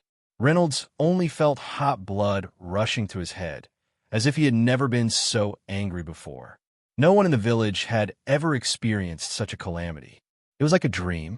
Baron, the hunter, was covered in blood. He gripped a long sword tightly in his hand as he stared ferociously at the mocking Xiong around him. Look at this human, haha. I'm going to eat his brain later. Such a stubborn human is rare, haha. Baron glared fiercely at Xiong. He roared and charged over. Bang! Xiong grabbed Baron's long sword with one hand and grabbed Baron's hair with the other hand, lifting him up. Little bastard, your wife is very tasty. Ha ha. Hee hee. She is very tasty, especially that bit meat below. Ha ha ha. I can't get enough of it. When Baron heard this, he was enraged. He spat out a mouthful of blood. Hee hee. Looks like this human's psychological defense is his wife, ha ha ha. Baron looked at the tall and ferocious Xiong around him with lifeless eyes. He gripped an arrowhead tightly in his hand. I'm going to eat you. With that, a Xiong opened his mouth and wanted to swallow him. Just then, Baron took advantage of the moment when the Xiong opened his mouth to viciously stab the arrowhead into Xiong eyes. You bastard. I'm going to chop you into minced meat. Baron was thrown to the ground. Seeing this Xiong in pain, a smile finally appeared on his face. Just as Xiong was about to pull out his sword to kill Baron, something unexpected happened. A bolt of lightning as thick as a person's wrist viciously struck all the Xiong in the room. Reynolds looked at everything in front of him, but he didn't show much surprise. The densely packed Xiong soldiers just now were close to 10,000. Now, in the blink of an eye, they had all disappeared without a trace. The power of the Apocalypse bracelet was truly unparalleled. This was just one of its powers, but it was already so powerful. Reynolds looked at the bracelet, and a smile finally appeared on his face. He wanted to move, but he found that his legs didn't listen to him at all. He had no strength at all. With a plop, Reynolds fell to the ground. As expected, he couldn't withstand using such a huge amount of spiritual power. Reynolds laid on the ground and let his imagination run wild. He suddenly remembered that he had expressionlessly killed several Xiong soldiers just now. He had pierced their hearts. There was also one who had been killed by his peach blossom burial. The feeling of piercing through flesh was actually so comfortable and pleasurable. Thinking of this, Reynolds suddenly felt a huge wave of nausea from his stomach. With a wah, he vomited out a mouthful of acid. This time, Reynolds vomited until his liver and intestines were cut to pieces. He almost spat out all his internal organs. Most people on Earth don't have the chance to kill anyone in their lifetime, hee. Thinking of this, Reynolds suddenly laughed. He touched his trouser pocket and suddenly thought of something. He took out his phone and used his remaining strength to open WeChat. He found Lin Ling and sent a message. I killed someone too. Reynolds had expected that Lin Ling didn't reply. Presumably, Lin Ling and Jiao Chan must be very tired from learning cultivation techniques and demon path techniques. Moreover, Jiao Chan was so serious. Thinking of this, Reynolds seemed to be full of hope. He wanted to hurry to the Tang Dynasty and see Lin Ling at the academy there. After all, they were the only two people on Earth in this world. Reynolds tried hard to move his body and found that the exhaustion of his spiritual power was too terrifying. Not only did he have a headache just thinking about it, but his body also felt as if he had run 10 laps around the field. He was exhausted. It seemed that he would need to rest for a long time if he wanted to walk again. He remembered that before Athena left, she had left him a lot of things in the wooden house. The token of the Babika kingdom. This was the supreme token of the Babika kingdom. With it, he could enter and exit any place in the Babika kingdom at will. No one had the right to interfere. Chapter 354. There were 50 crystal coins unique to the baby card, which could be used in the king's realm. 1 gold coin could let an ordinary family have enough to eat for a month, and 100 gold coins was equal to 1 crystal coin. The secret medicine of the baby card royal family could quickly restore physical strength and increase physical strength by many times. It could make one durable and strong. Bah, what was he thinking? Reynolds shook his head and took out a small golden medicine bottle from his arms. This was the secret medicine of the baby card royal family. Reynolds wanted to pull out the bottle cap, but found that he didn't even have the strength to pull out the cork. After trying 2 or 3 times, he still couldn't open it. Reynolds smiled bitterly, held the medicine bottle in his hand, and spread it aside. It was better to sleep on the spot and recover some physical strength tomorrow before taking this secret medicine. Reynolds turned over with some effort and found the miserable situation in the village. None of the villagers' corpses were intact. Broken limbs were everywhere. It was not an exaggeration to describe it as a river of blood. It's really tragic. Reynolds sighed. In this world, he really saw the impermanence of life. Killing a person, no, killing hundreds, thousands, or even tens of thousands of people was as moody as when he was a child, using water from a bottle to fill an ant's nest. Now, he was still incarnated as an ant Azrael, who used the bracelet to send them all to the underworld. As for whether they lived or died, it had nothing to do with him. Reynolds closed his eyes and was about to fall asleep. At this time, a cold wind suddenly flashed in his ear. Reynolds subconsciously opened his eyes and saw a delicate and pitiful woman come to his side and look at him. "Who are you?" Reynolds struggled to get up, but he couldn't move. The woman giggled and said, "Like I said, in this place, there will eventually be a man who can catch my eye." After saying that, it opened its mouth, revealing 2 sharp and slender fangs in its mouth. Reynolds was shocked and instantly understood that this woman was the female monster who killed a couple in the village a few days ago on Daliang Mountain. Thinking of this, Reynolds's legs moved fiercely. He moved a little farther away from the woman. "Hee, don't be afraid, little handsome brother. Let big sister eat your fingers and your heart." The female ghost groaned and opened her claws to reveal her true form. Then she pounced at Reynolds. Poochie. Reynolds didn't have the strength to dodge and was stabbed by the female ghost claws. In an instant, Reynolds felt a sharp pain. 10 sharp fingers had pierced into his shoulders. Reynolds was soaked in cold sweat. He could no longer hold it in and yelled. When the female ghost saw Reynolds's painful expression, she became even more excited. She giggled and said, "Little handsome brother, your flesh is really tender." After saying that, he was about to eat Reynolds's finger. At this moment, a bolt of lightning fell from the sky. Crack! It struck the female ghost squarely. Due to the power of thunder and lightning, the female ghost's hair was like a punk from the countryside. Her whole body was black, and her clothes were also burned by the thunder and lightning. "Aw, my beautiful face." The female ghost covered her face. Upon closer inspection, her face had been struck by lightning. It was as if a corner of an ice cube had melted, and it instantly collapsed into twisted magma. "This is the peerless beauty that I obtained by killing a princess. I'm going to pull out your tendons. I'm going to drink your blood. I'm going to dig out your eyes." The female ghost tore off this layer of peerless beauty, revealing her true face. Her face was filled with thick blood and maggots. White foam kept gushing out from the corner of her mouth and eyes. Her mouth was gurgling nonstop. Under her anger, it was especially horrifying. Reynolds felt his consciousness becoming more and more blurred. He couldn't help but smile bitterly. That lightning strike just now had already exhausted all of his mental strength. He was unable to kill the female ghost. Now, he didn't even have the energy to think. Was he going to die so lowly like this? Reynolds thought this, and in the next moment he lost consciousness. The female ghost stretched out her fangs and bit Reynolds' neck. Just as she was about to bite off his neck, the female ghost suddenly froze. She blankly touched the bloody hole that suddenly appeared on her head. Her face was filled with disbelief. "Why, is there a silver bullet?"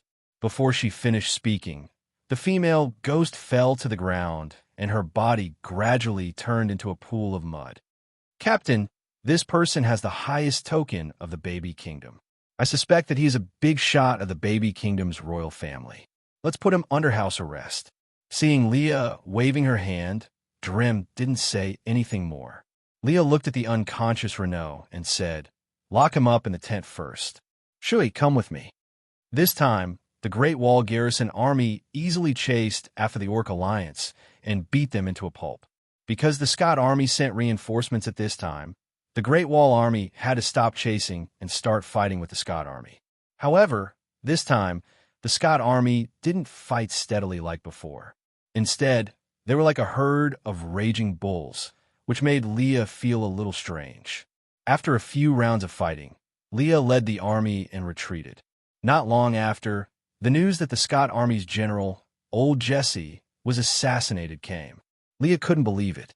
She didn't believe that an experienced and powerful general like him would be assassinated. When she saw the scene of the Scott army mourning Jesse, Leah had to believe it. She also wondered if it was a conspiracy of the Scott army, but later when she saw that the Scott army was not in the mood to fight, Leah sighed. "It's a pity for the old man on the other side," Leah said. Drim looked at his captain, whether it was an enemy or a friend. As long as they were worthy of respect, Leah would regard them as her friends, not simply a mortal enemy to kill. This was the charm of his captain. No wonder Big Brother Kai was so infatuated with her. Did you find out who did it? No. Even the Scott army didn't find out who did it. After the assassins were surrounded, they all blew themselves up. Leah pondered and said, "Good method. Assassinating two generals at the same time, causing chaos in the army. Unfortunately, they don't have the ability to kill me."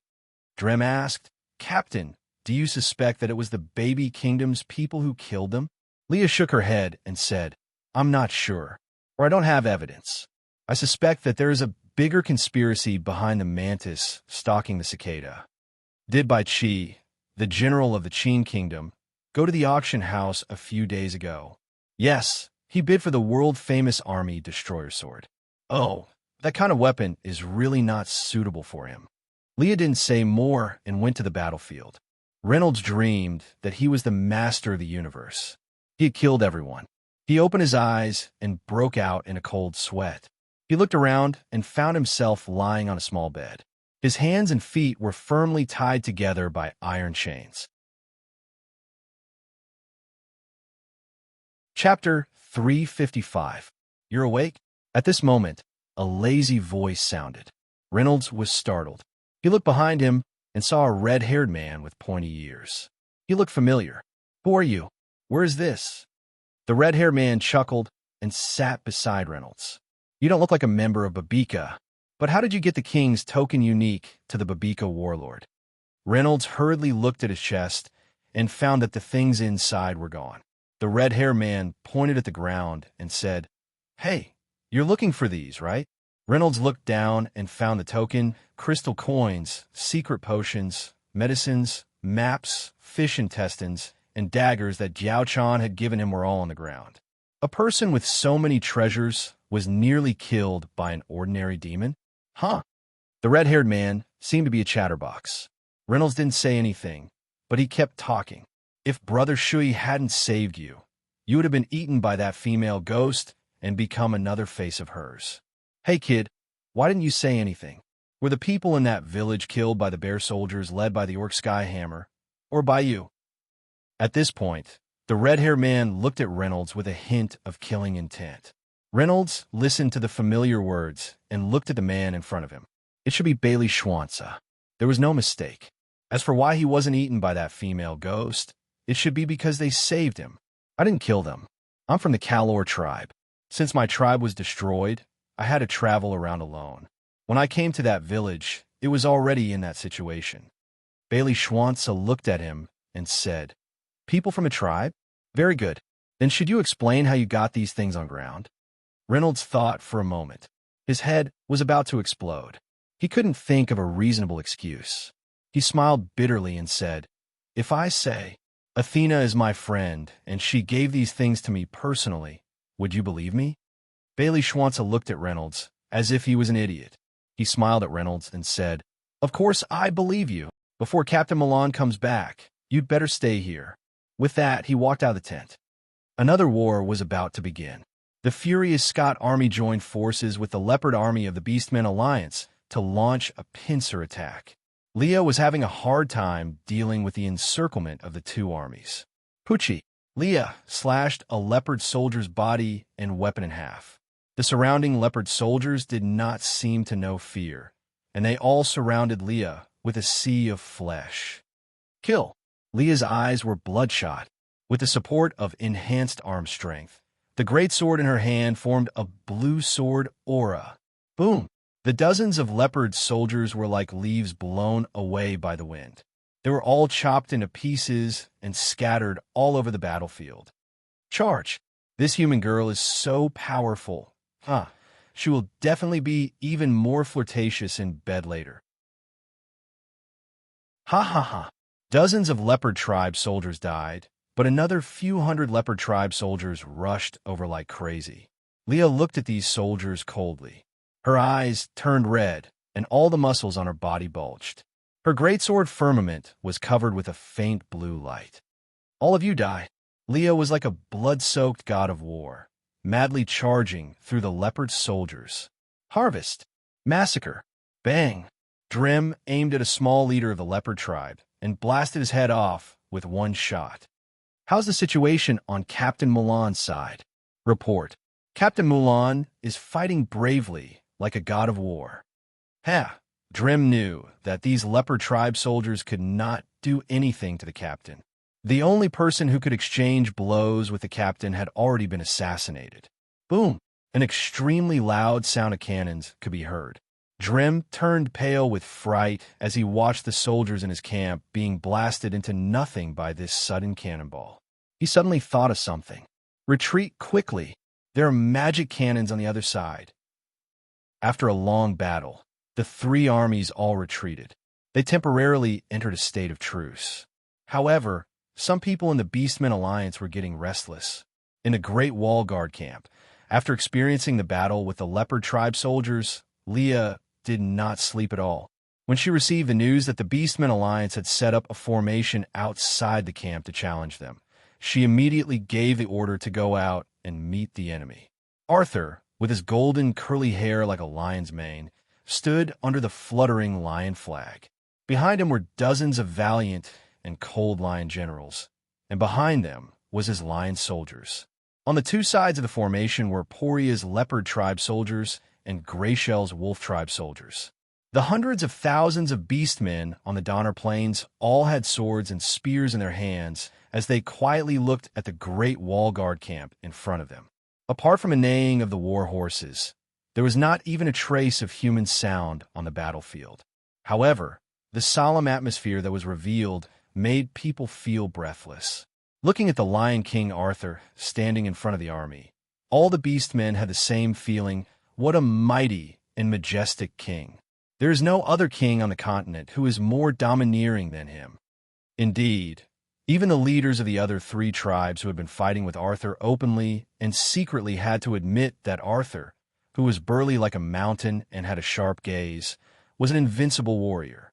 This was because no one in the entire Beastman alliance could compete with him. His bravery was known to the world, and even the neighboring countries were surprised by it. At this moment, the Beastmen had strong confidence that their Lion King would lead them to fly the Beastmen Alliance's flag in the sky of the continent forever. Their confidence in their king made the Beastmen's combat power even more powerful. This was definitely not a good thing for their enemy today, the Great Wall Guard army soldiers.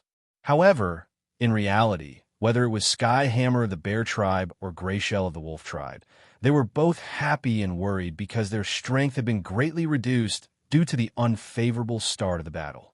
Skyhammer was already dead, and Greyshell was crippled. If the Beastmen Alliance were to win today, the power of the Lion tribe would greatly increase, and they would lose their status in the country. This was also not a good thing for the Leopard tribe, who had always been the weakest. Therefore, Poria and the Leopard tribe were in agreement on this point. They hoped that the Lion tribe would fight with their lives on the line while they tried their best to preserve their strength. Under the strong appearance, there were subtle cracks, but Arthur, who had always advocated strength, didn't notice it because he was already imagining the sweet fruits of victory in his heart. They're here. They're moving out.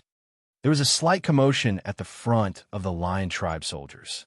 The soldiers subconsciously tightened their grip on the weapons in their hands. Everyone's gaze was focused on Lion King Arthur. Chapter 356. With his sharp eyes, Arthur gazed at the military camp of the Great Wall Army in the distance. Suddenly, he waved his strong right hand forward and shouted, "Move out!" His majestic voice spread far and wide. The soldiers of the Orc Alliance responded with a deafening roar and began to move slowly. Originally, it was a horizontal formation, but the center part slowly protruded, forming a huge arrowhead. Together with the two wings behind it, they formed a triangular arrow formation. At the tip of the arrowhead was Arthur, the Lion King. Amidst the sound of horns and war drums, the Great Wall Army's camp on the opposite side opened its gate. A square formation of heavy infantrymen walked out. They were all wearing heavy armor and holding spears. They spread out to the two sides like two dragons emerging from the water and formed a long line in front of the formation. After the heavy infantrymen stood still, two groups of archers swarmed out and spread out to suppress their own formation. Following that, squads of armored cavalry galloped out of the camp in neat formations. They were well-trained and arranged in a neat square formation. The soldiers of the Orc Alliance couldn't help but gasp in amazement at their solemnity. Looking at how the guards of the Great Wall had arranged themselves into a square formation that could be used to attack and defend, Arthur thought to himself, the guards of the Great Wall really live up to their reputation. No wonder they could dominate for a while. He urged the Jade Lion beneath him to come to the front of the formation and shouted with a thunderous voice, "I ask General Leah to answer." His voice traveled to the Great Wall's army formation. The flag gate opened, and the beautiful and valiant Leah, wearing a helmet and armor and holding the giant sword Firmament, galloped out briskly. The tight-fitting rainbow-colored armor accentuated her curvaceous figure. When Arthur saw this, he was shocked.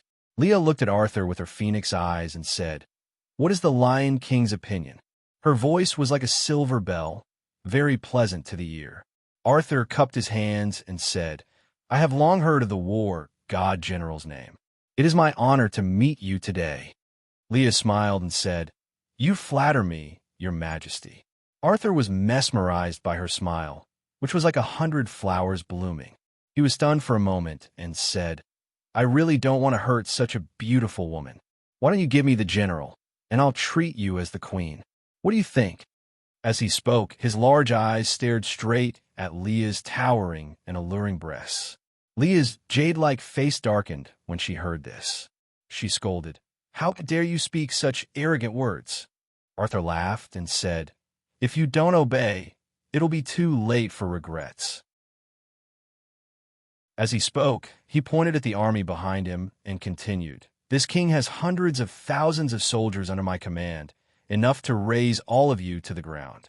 I advise you to obediently become my woman. I guarantee that you will enjoy it endlessly." Leah scolded, "Shameless bastard! How dare you be the ruler of a country?" Arthur flew into a rage. He brandished the star-shattering hammer in his hand and went straight for Leah. Leah did not panic. She swung firmament, which danced like the wind, towards Arthur's face. At first, Arthur relied on his innate strength to swing the star-shattering hammer that weighed 180 kilograms, intending to knock Leah off her horse. Unexpectedly, after a few rounds, he realized that not only was Leah able to take it easily, but she was also using her superb swordsmanship to slowly gain the upper hand.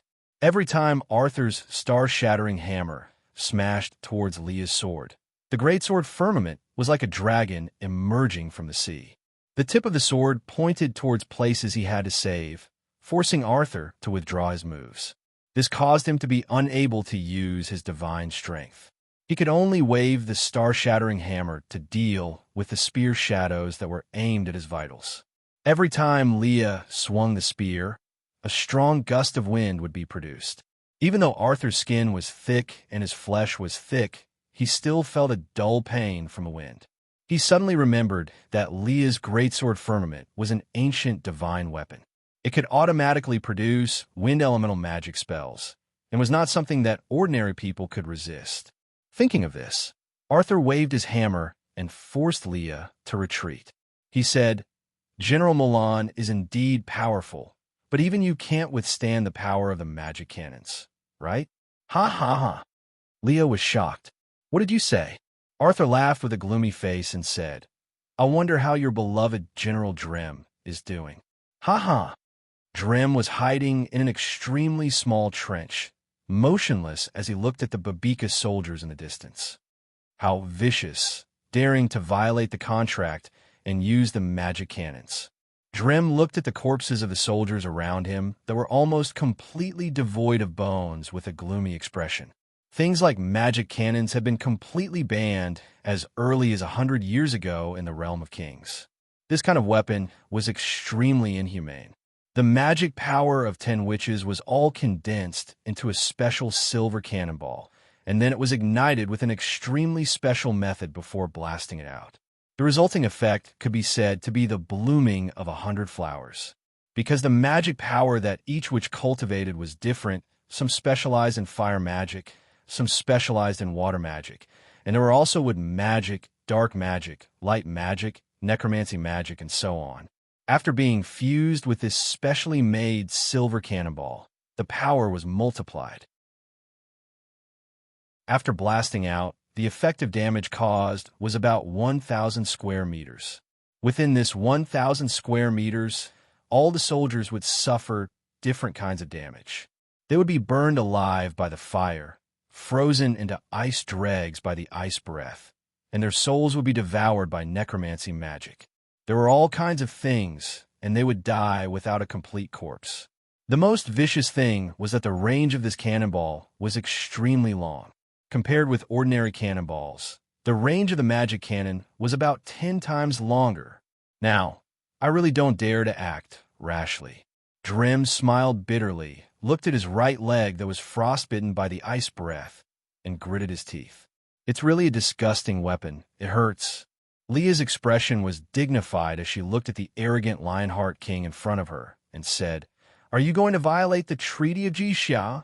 According to the Treaty of Jixia, the magic cannons were manufactured by Mosey and sold to various powerful countries on the continent at a high price to balance each other's forces. Once someone used it first, it would announce that the Continental War was about to begin. It would not stop until one of them died. It has been more than 70 years since the last Continental War. "Arthur, are you going to start the war again?" Leah was infuriated. She urged her mount to slash at Arthur. Lionheart King Arthur laughed and said, "Because we, the Orc Alliance, are the most powerful race on the continent. All humans must die." "Huh." The greatsword firmament and the star-breaking hammer fiercely intertwined. Bang! A wave of air rolled over, and the two of them retreated dozens of steps. The mount under them also had a nosebleed from the shock of this oppressive air wave. Oh, then what are your plans for your ally, the kingdom of Babika? I can understand that you orcs are all brainless, but what about the kingdom of Babika? Do they allow you to do this? Don't be so happy to be used as a tool. Arthur laughed instead of being angry when he heard this and said, "What a good Leah! You are strong in martial arts and also have sharp tongue." After that, he pretended to smile evilly. "Now, I want to take you as my queen more and more. Ha ha ha." Chapter 357. The Lawson soldiers pushed the 7 magic cannons forward slowly. Although the magic cannons were powerful, they had a shortcoming, and that was that they were very cumbersome. A magic cannon required 6 people to push together to move forward. Drem hid in the hidden trench and coldly looked at the approaching Lawson soldiers. "I still have 6 gale breath bullets. If I'm lucky, I can destroy 3 magic cannons." Drem's expression changed. He loaded all 6 Gale's breath bullets into his gun. A thin red line connected the trench to the magic cannons a kilometer away. A sharp-eyed soldier noticed the thin red line. "What's that?" The surrounding soldiers noticed it. They touched the thin red line and found that it wasn't a real line. It was more like a strange light. "What's that?" Bang! A loud sound came from afar. It came from afar and instantly exploded among the soldiers. Dozens of soldiers were instantly blown apart by the sudden shockwave. "Ambush! Everyone be on guard!" All the soldiers reacted in an instant. They put their shields together and formed a dense, circular formation. Bang! Another loud sound came from afar, and it was getting closer and closer. The soldiers were on guard, but to their surprise, they found that they were unharmed. An ear-piercing sound rang out. The magic cannons were accurately hit by the bullet. Crack! Several serious cracks appeared on the magic cannons' barrels. Not good. The enemy's target is the magic cannons. Quickly surround the magic cannons. The Lawson soldiers reacted in an instant.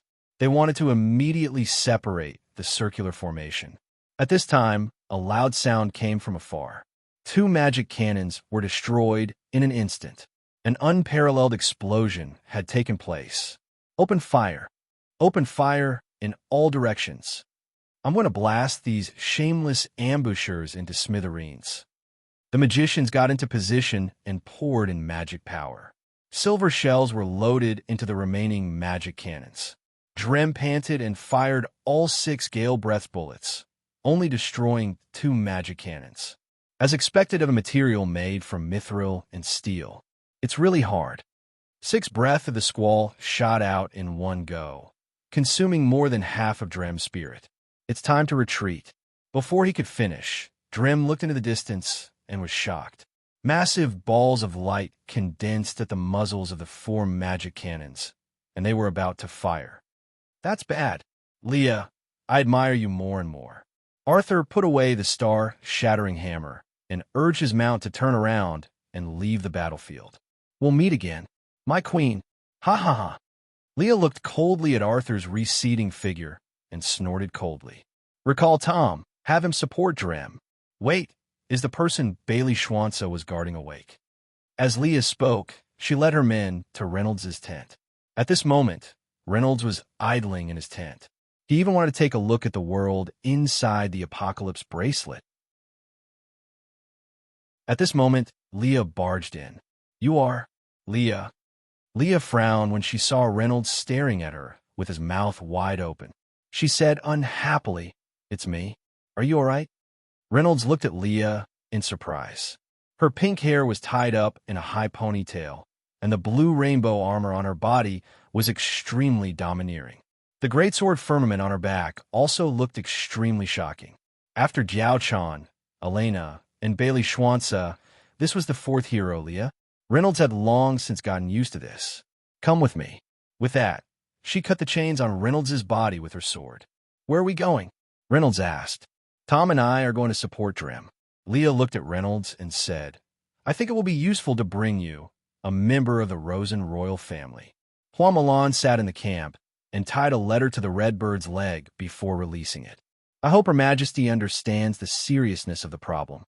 Hua Milan sighed as she recalled what Arthur had said today. The appearance of the magic cannons made Hua Mulan uneasy. Hua Milan knew its power very well. What Hua Milan was most worried about was Bailey Shoyue's safety. Is the long-awaited war about to start again? Hua Milan looked at the starry sky and muttered to herself.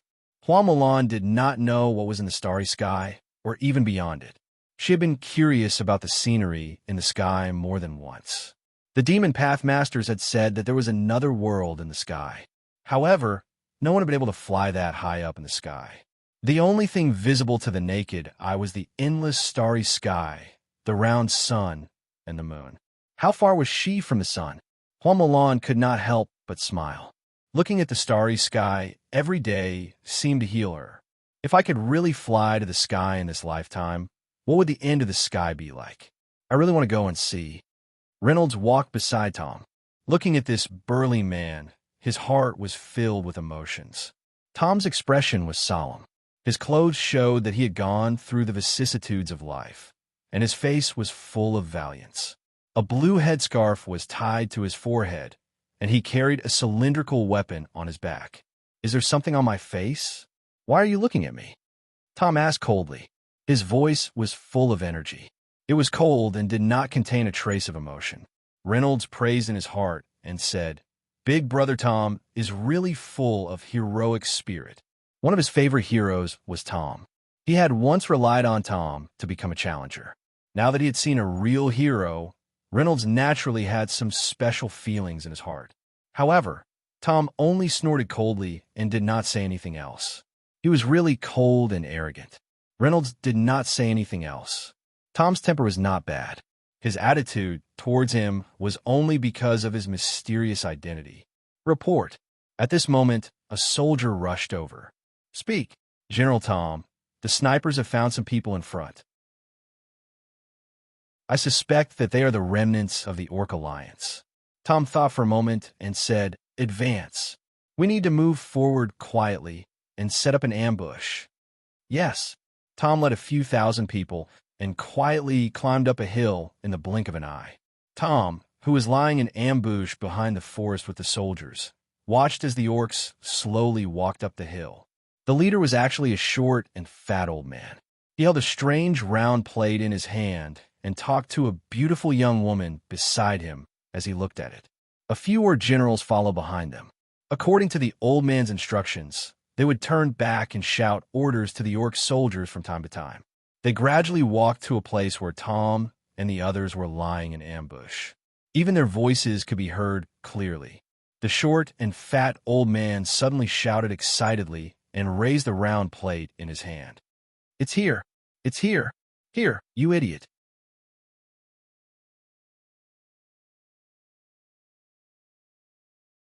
All kinds of internal organs, broken limbs, and the thick smell of blood deeply stimulated Reynolds. I hate people who don't know their own limits. Tom said coldly, No matter what, you have to admit your failure. Don't find excuses for your failure. Since he was already a captive, he should have the self-awareness of being a captive. How dare he say such words? I can't stand such things. A strange light flashed through the beautiful woman's eyes while the short and fat old man's expression changed slightly. Reynolds, who was standing beside Tom, was also very convinced, as expected of his favorite hero.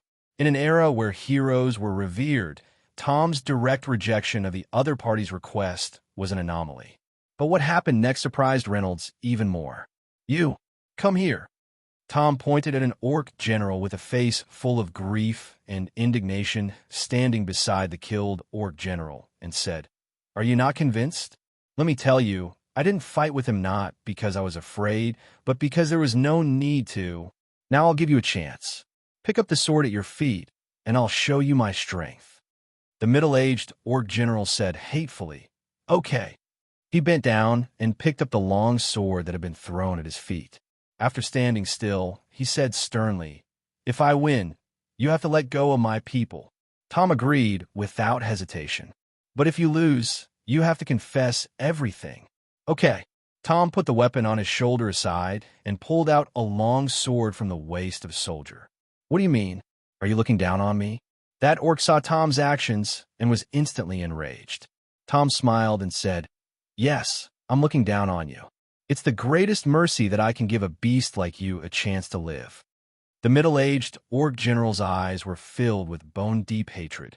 He slowly raised the sharp sword in his hand and pointed it at Tom, who was standing in front of him. The trembling tip of the sword emitted a cold current. Although it was just a simple gesture, it already contained a strong, murderous aura. The spectators couldn't help but take half a step back. Tom was unmoved and continued to look at him coldly. The middle-aged orc general roared and charged forward with his sword. He used a strong killing move as soon as he made his move. The fluctuating tip of the sword covered Tom's face. It seemed to be attacking between his eyebrows, but also seemed to be aiming at his throat. Tom's eyes shone brightly. He accurately grasped the angle that his opponent wanted to attack from. His divine intent locked onto the incoming sharp sword. He stepped back with his right foot and leaned slightly to the side. The sharp sword in his hand moved up like lightning and blocked the weakest part of the orc general's sword. The two swords clashed, and only a ding sound was heard. The orc general's body couldn't help but stagnate. Just as his sword momentum weakened, Tom roared and slid forward rapidly. The sharp sword in his hand suddenly sped up and slashed at his opponent's chest and shoulder. The orc general's expression changed slightly. He didn't expect Tom to be able to speed up. He could only take a deep breath and shrink his body to avoid the sword. He didn't expect Tom's sharp sword to follow just as he moved. It changed from a slash to a stab. It was as fast as lightning and attacked his throat. Under the influence of the sword aura, the air in front of him became heavy and cold. He couldn't help but roar and dodge with all his might. The sharp sword in his hand danced wildly, trying to seal the sword out of his chest. However, it was too late. Tom nimbly flipped his wrist, and a cold white light flashed. The tip of the sword had already slid across his throat. Clang! The orc general's eyes widened in anger. He made a cracking sound from his throat, and the sharp sword in his hand fell to the ground. He couldn't believe that he would be defeated by this man so quickly. However, he only stood for a moment before his body started to sway. His face gradually turned pale. These few moves were as fast as lightning. The spectators didn't have time to see clearly before it was over. At this moment, everyone was speechless as they watched the orc's body sway twice. With a bang, he fell to the ground. Good! Renault roared and looked at Tom with admiration. Chapter 359. The soldiers of the Great Wall Army cheered, but the beastmen's faces were ashen. The strength of this general of the Great Wall Army made them feel discouraged. For them who revered force, strength was everything. At this time, they had nothing to say. Tom returned the sword and coldly looked at the beastmen. They were like a group of deflated balloons. He couldn't help but fiercely spit and scolded, whereas the arrogant attitude you usually have when you slaughter innocent people. Sure enough, you're a group of gutless beasts. After a short interrogation by Tom, Reynolds learned that this thing was called magic cannon. It was a magic weapon that Rosen Kingdom hired Maha's family to make after a year of research and development. It was powered by magic stones, and the silver cannonball had the magic power of 10 magicians. Its power was enough to destroy all living things. If it was used on the battlefield, it was believed that no one could stop it. Seeing Tom's doubtful look, the short and fat old man who had been coldly looking at him said proudly, "This master's product is absolutely genuine." Tom sized up the old man. "Are you from Ma's family or Gongshu family?" The old man stuck out his chest and said, "Ma's family's master Lu is me." When these words came out, everyone was in an uproar. Even Tom was slightly moved. Ma's family was famous for being good at making all kinds of weapons and mechanisms in the king's realm. Almost all the divine weapons were made by them. And in this generation, Ma's family's most famous person was Master Ghost. However, he was greedy by nature, and his betrothal fee was almost sky high. Besides the rich and powerful, Only the country could afford to invite this guy. But this time, he was actually deceived by the Lionheart King of the Beastman Alliance and was forced to make magic cannon for them. But this kind of loss was something that the person involved would absolutely not say, so as to avoid losing face. But it was precisely because of this that this batch of magic cannons was not fully developed. Otherwise, this war would not be like this. Really a group of idiots who don't know the severity of things. Do you want the king's realm to be plunged into misery and suffering again? Tom scolded. Seeing everyone's reaction, Master Lu proudly looked around. Tom could not help but feel angry. How could a captive be so arrogant? But on second thought, a smile suddenly appeared on his face. He cupped his fists and saluted. So it's Master Lu. Sorry for the disrespect. No need to be so polite. Master Lu was even more pleased with himself. Tom said, May I ask you a question? Master Lu glared at him. Why should I tell you when you don't have the money to pay me? Tom smiled and suddenly turned to his subordinates and said, Kill those beastmen. In the blink of an eye, the great wall guards raised their swords and slashed down, and all the orcs' heads fell to the ground. Frightened by Tom's order, Master Lu forced himself to remain calm when he saw Tom looking at him again. He shouted, Don't scare me with killing. Tom replied gently, How could I? This is... His gaze landed on the beautiful woman. The beautiful woman, who had been calm all this while, smiled charmingly and said, I'm Madame Moulin, Master Lu's wife. Oh. Tom's gaze became heated as he looked at her seductive and sexy body. Sensing Tom's malicious gaze, Master Lu suddenly changed his tone and said, All right, ask away. Tom withdrew his charming gaze and said to Master Lu with a smile, Tell me the location of that group of Lawson soldiers today. Master Lu was startled and said, The location of Lawson soldiers. Tom looked at him coldly and did not know what to say. Master Lu was forced into a corner by Tom's gaze. He could only clench his teeth and say, They're at the northern end of the Donner Plains. They have 6 magic cannons. I'm afraid your soldiers are already dead. Tom snorted and said, Humph, if you dare lie to me, I'll reward your beautiful wife to my soldiers. Master Lu's eyes flashed with hatred. He quickly lowered his head and said, I wouldn't dare. All soldiers, hear my order. Advance at full speed. All troops, head north. Yes, sir. Madame Moulin cast a few coquettish glances at Tom before she left. She then grabbed Master Lu and flew away. Tom could not help but admire her agility. He let out a long laugh and said, Master Lu, Madame Moulin, we'll meet again someday. His voice was clearly carried by the morning breeze into their ears. Master Lu's heart pounded when he heard this. He said fiercely, No, you despicable bastard. It's best if we never meet again. Madame Moulin heard his muttering. She smiled charmingly and said coquettishly, I think this man is a hero. We'll meet again someday. She then chuckled. Master Lu said unhappily, Have you taken a liking to him? Madame Moulin did not answer and only laughed. Master Lu also felt that Tom was different from the people he had met before. He had an ominous feeling that they would meet again. The orcs had been killed, and Master Lu and his wife had left. Tom was unusually interested in the things they left behind. There was a magic cannon that wasn't perfectly made, and 6 soldiers were pushing it as they hurried on their way. With this thing, we can effectively prevent being crushed by the enemy's magic cannons. Tom thought to himself. He did not know if General Milan had sent a letter to the Emperor. If they were determined to use magic cannons to start a war, then his side would have to use magic cannons to contend against them. Tom looked at Reynolds and frowned. This ordinary man was not very old, but he had the Rosen Kingdom's highest command medallion. Who was he? Shienza said that he was Elena's friend. What a joke. How could a woman like Elena have friends? It would be better to say that there was no one in this world that could catch Elena's eye. Hey, kid, tell me your name. Reynolds was walking. He did not expect Tom to talk to him. He froze for a moment, then said, I am Reynolds. Reynolds. Very good. I'll remember it. Tom looked at Reynolds and said, You said that Elena is your friend? Reynolds hesitated for a moment, then grunted. Tom was silent. He knew that command medallion was Elena's, and even the entire Rosen Kingdom's supreme treasure. Elena had personally carried it with her. How could Elena have given it to someone else? Even if there was someone who caught Elena's eye, how could she trust him so much?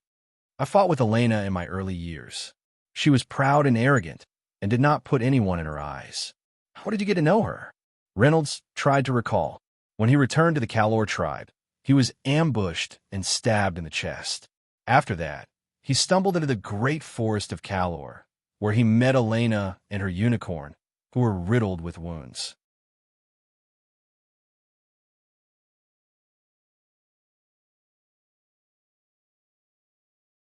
It seemed that he had used the 1,000-mile vision.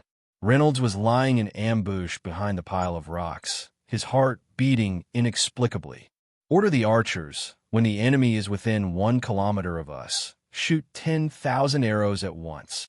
Yes, in order to prevent the enemy's magic cannon, Townsend had to set the attack range to within 1 kilometer. In this way, the enemy would have to consider the safety of the enemy's soldiers when using the magic cannon. After the order was issued, all the soldiers waited and breathed as if there was no one here. The army in the distance was getting closer and closer. Townsend lined up, raised his hand, and shouted, "Shoot!"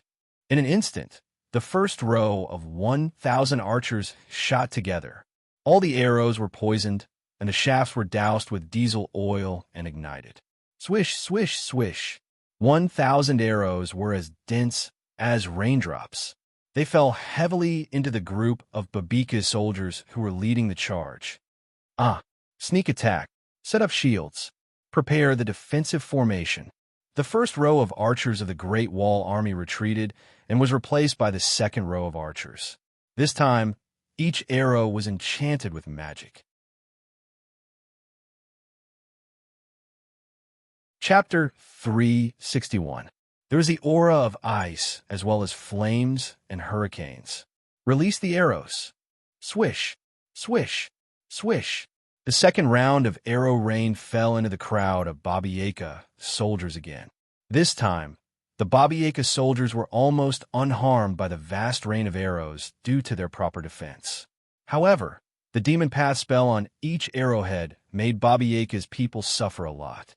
The aura of ice covered the shield with ice and made them extremely fragile and chilly. The aura of fire set most of the soldiers on fire, and they rolled on the ground. Their shields also became extremely hot, making it hard for them to hold them. With a huge weapon on his shoulder, Townsend yelled, "Kill! Oh, oh, oh! Charge! Kill all the bastards of Babieka!"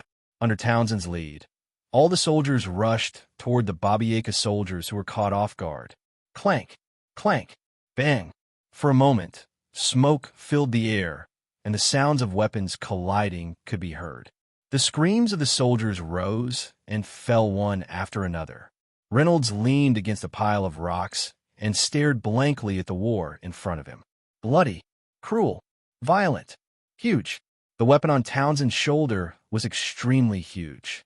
Every time Townsend swung it, it would hit a large group of enemies and send them flying for more than 10 meters. Then they would fall to the ground and die. Hook dash. A Babieka soldier was pierced through the chest from the back by the Great Wall Guards.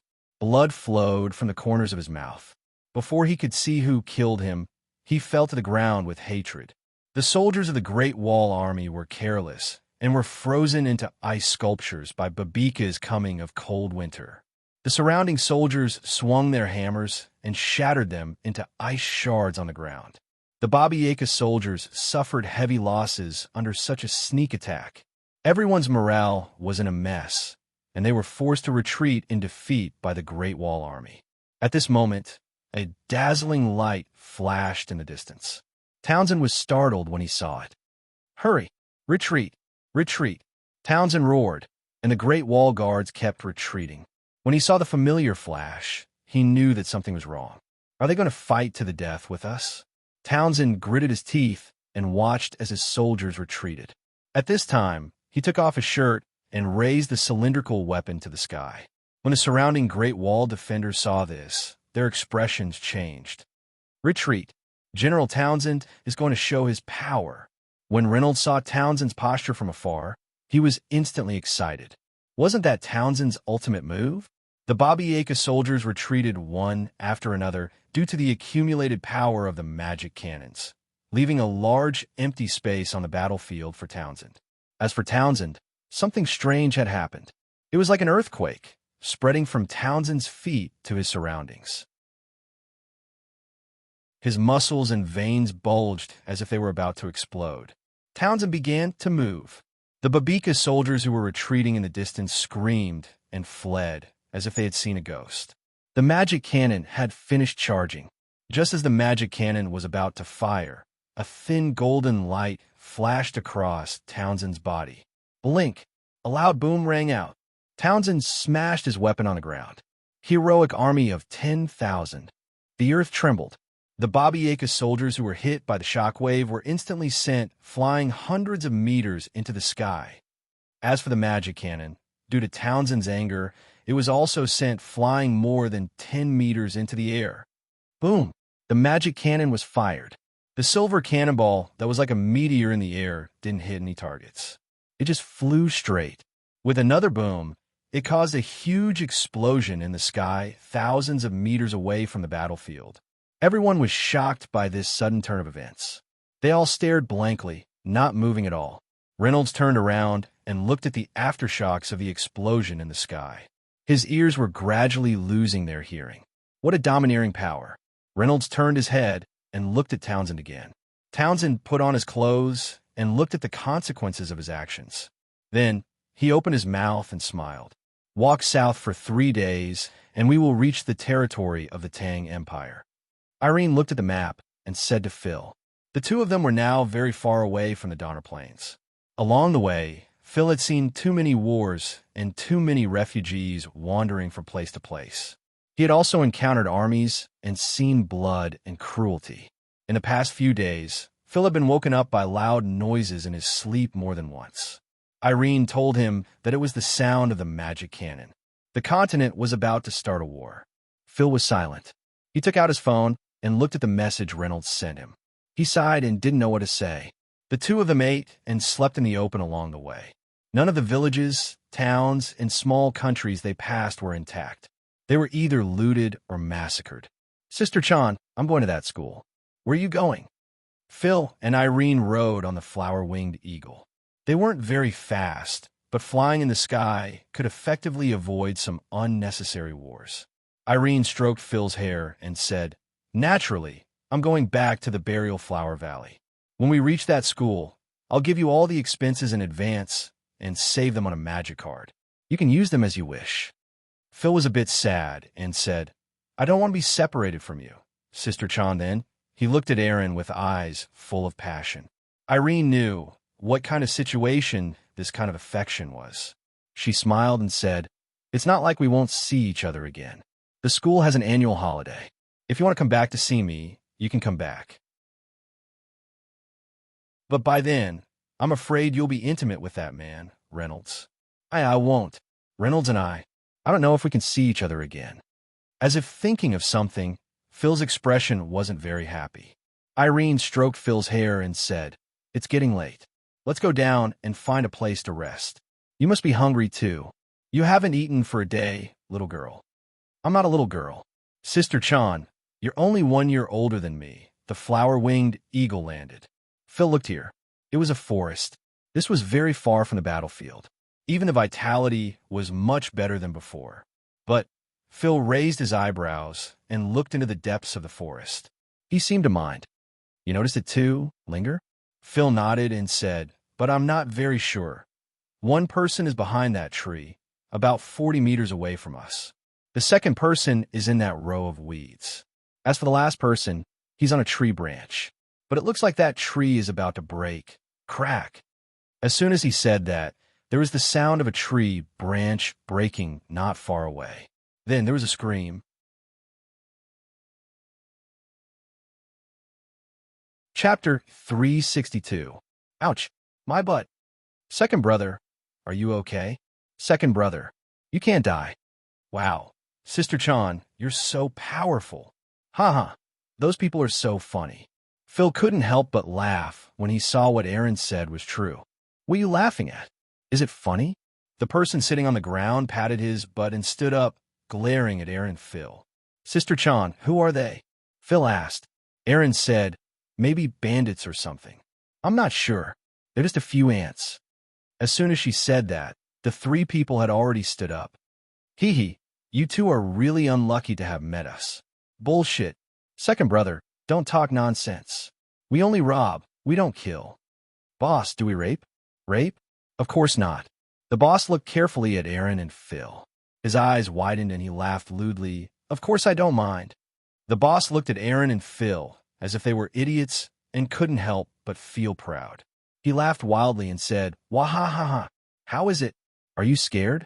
Second brother, third brother, tell us our names. Hee hee, we're the three heads of the wilderness forest. I'm German. I'm an eye wide. I'm Maroto. We're called an eye ma. Sister Chan, they're scolding us. Phil was unhappy. Fuck you? Who gave you the guts to spout such nonsense? Then kill them. Phil nodded. He crossed his hands and instantly transformed them into two extremely sharp claws. Aaron saw this and couldn't help but praise. Linger, you're getting more and more familiar with the transformation of the wind blades. When the three heads of the wilderness forest saw this, it was as if they heard the biggest joke in the world. Ha ha, boss, did you hear that? These two beauties actually want to kill us? Ha ha, Maroto, go and meet this little beauty. Hee. Maroto heard this and laughed lewdly while rubbing his hands together. It was extremely wretched. Phil sighed speechlessly. He tilted his right claw blade, accumulated some strength, and waved it. With a swoosh, a wind blade sliced through Maroto's body like lightning. Maroto continued to walk forward with a lewd smile. As he walked, the top half of his body fell to the ground. Phil did not give the other two any chance to react. His figure was like a ghost as he appeared in front of the two in an instant. With a wave of his claws, he cut off their heads. After dealing with the three of them, Phelps and Irene went to the depths of the forest and found that there was a different world here. There was a house with a lot of treasures, food, all kinds of pine cones, dry rations, and many skulls, skeletons, animal corpses, and human corpses. Even though Phil had followed Aaron for so long, he still felt nauseous when he saw these things. Sister Chan, they're so disgusting. Phil looked at these in disgust, afraid that he would step on something. These people are actually no different from those commoners. They're just a little stupid, Irene said. Then, she sprinkled medicinal powder on these corpses. In just a moment, these corpses turned into thick smoke. It was already late, so Irene and Phil decided to stay here for the night. The next day, the two of them set off on their journey again. With the help of the flower-winged eagle, the two of them quickly reached the Tang dynasty's territory. Here, Phil had to face an unprecedented prosperity. And the first thing Phil had to face was the first capital of the Tang dynasty, the first school in Chang'an. Before Irene left, she looked at Phil and said, I'll send you here. You'll have to complete the rest of the journey by yourself. Phil grabbed Irene's hand and said, Sister Chan, I'll miss you. When I'm free, I'll definitely go and see you. Irene smiled. There's no need to say anything else. Remember to work hard here. You have to remember that you're my disciple. You can't embarrass me. I know. Phil watched Irene leave, the sadness of parting rippling with the wind. I'm really looking forward to living alone in Chang'an. At the Donner Plain, the Great Wall Army had just had a short battle with the Baba Yaga's soldiers. Due to Townsend's power, the Baba Yaga's magic cannon missed its target. Everyone was almost unharmed. The Baba Yaga soldiers were shocked by Townsend's power. They deeply understood that if there was no one on their side who could compete with Townsend, no matter how many soldiers they had, they would only be able to make up the numbers. On the Great Wall Army's side, under the leadership of Townsend, they chased after the enemy.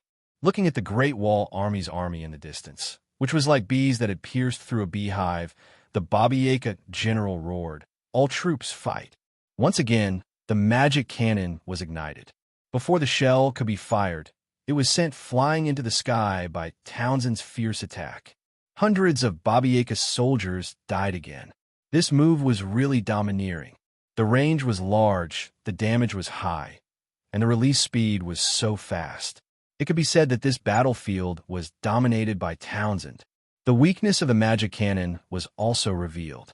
It could only attack from afar, and the firing speed was very slow. It was useless against enemies who were close to them. At this time, a large number of Great Wall Army soldiers had rushed to the front of Baba Yaga and entered the range of the magic cannon. Under Townsend's order, the Great Wall Army soldiers, who had already set up several layers of defense nets around them, began to fiercely block the Baba Yaga soldiers. All the soldiers knew that they could not let the enemy get close to them and become entangled with them. Otherwise, it would be very disadvantageous for them. For a moment, the arrows were like flying locusts, raining down on the Baba Yaga soldiers who were rushing to the distance. The Baba Yaga soldiers could only raise their shields high and bend down. Fortunately, the road was rugged because of Townsend, so the Baba Yaga soldiers could not spread out their formation.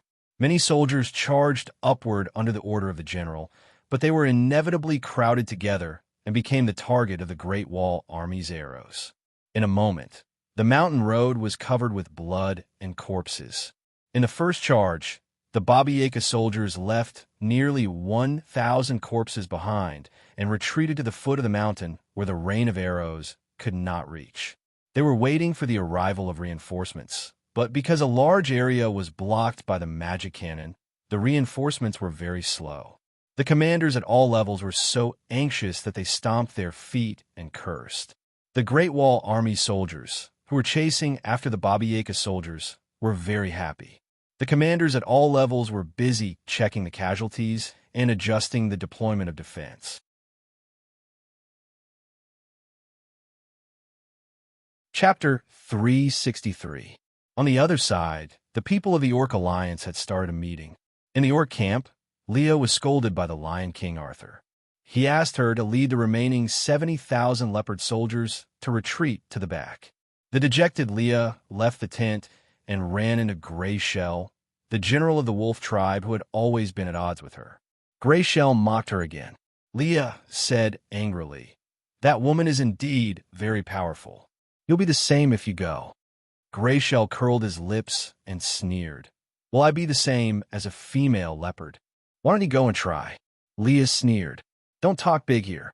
Didn't you say that the wolf tribe's night battle is very powerful?"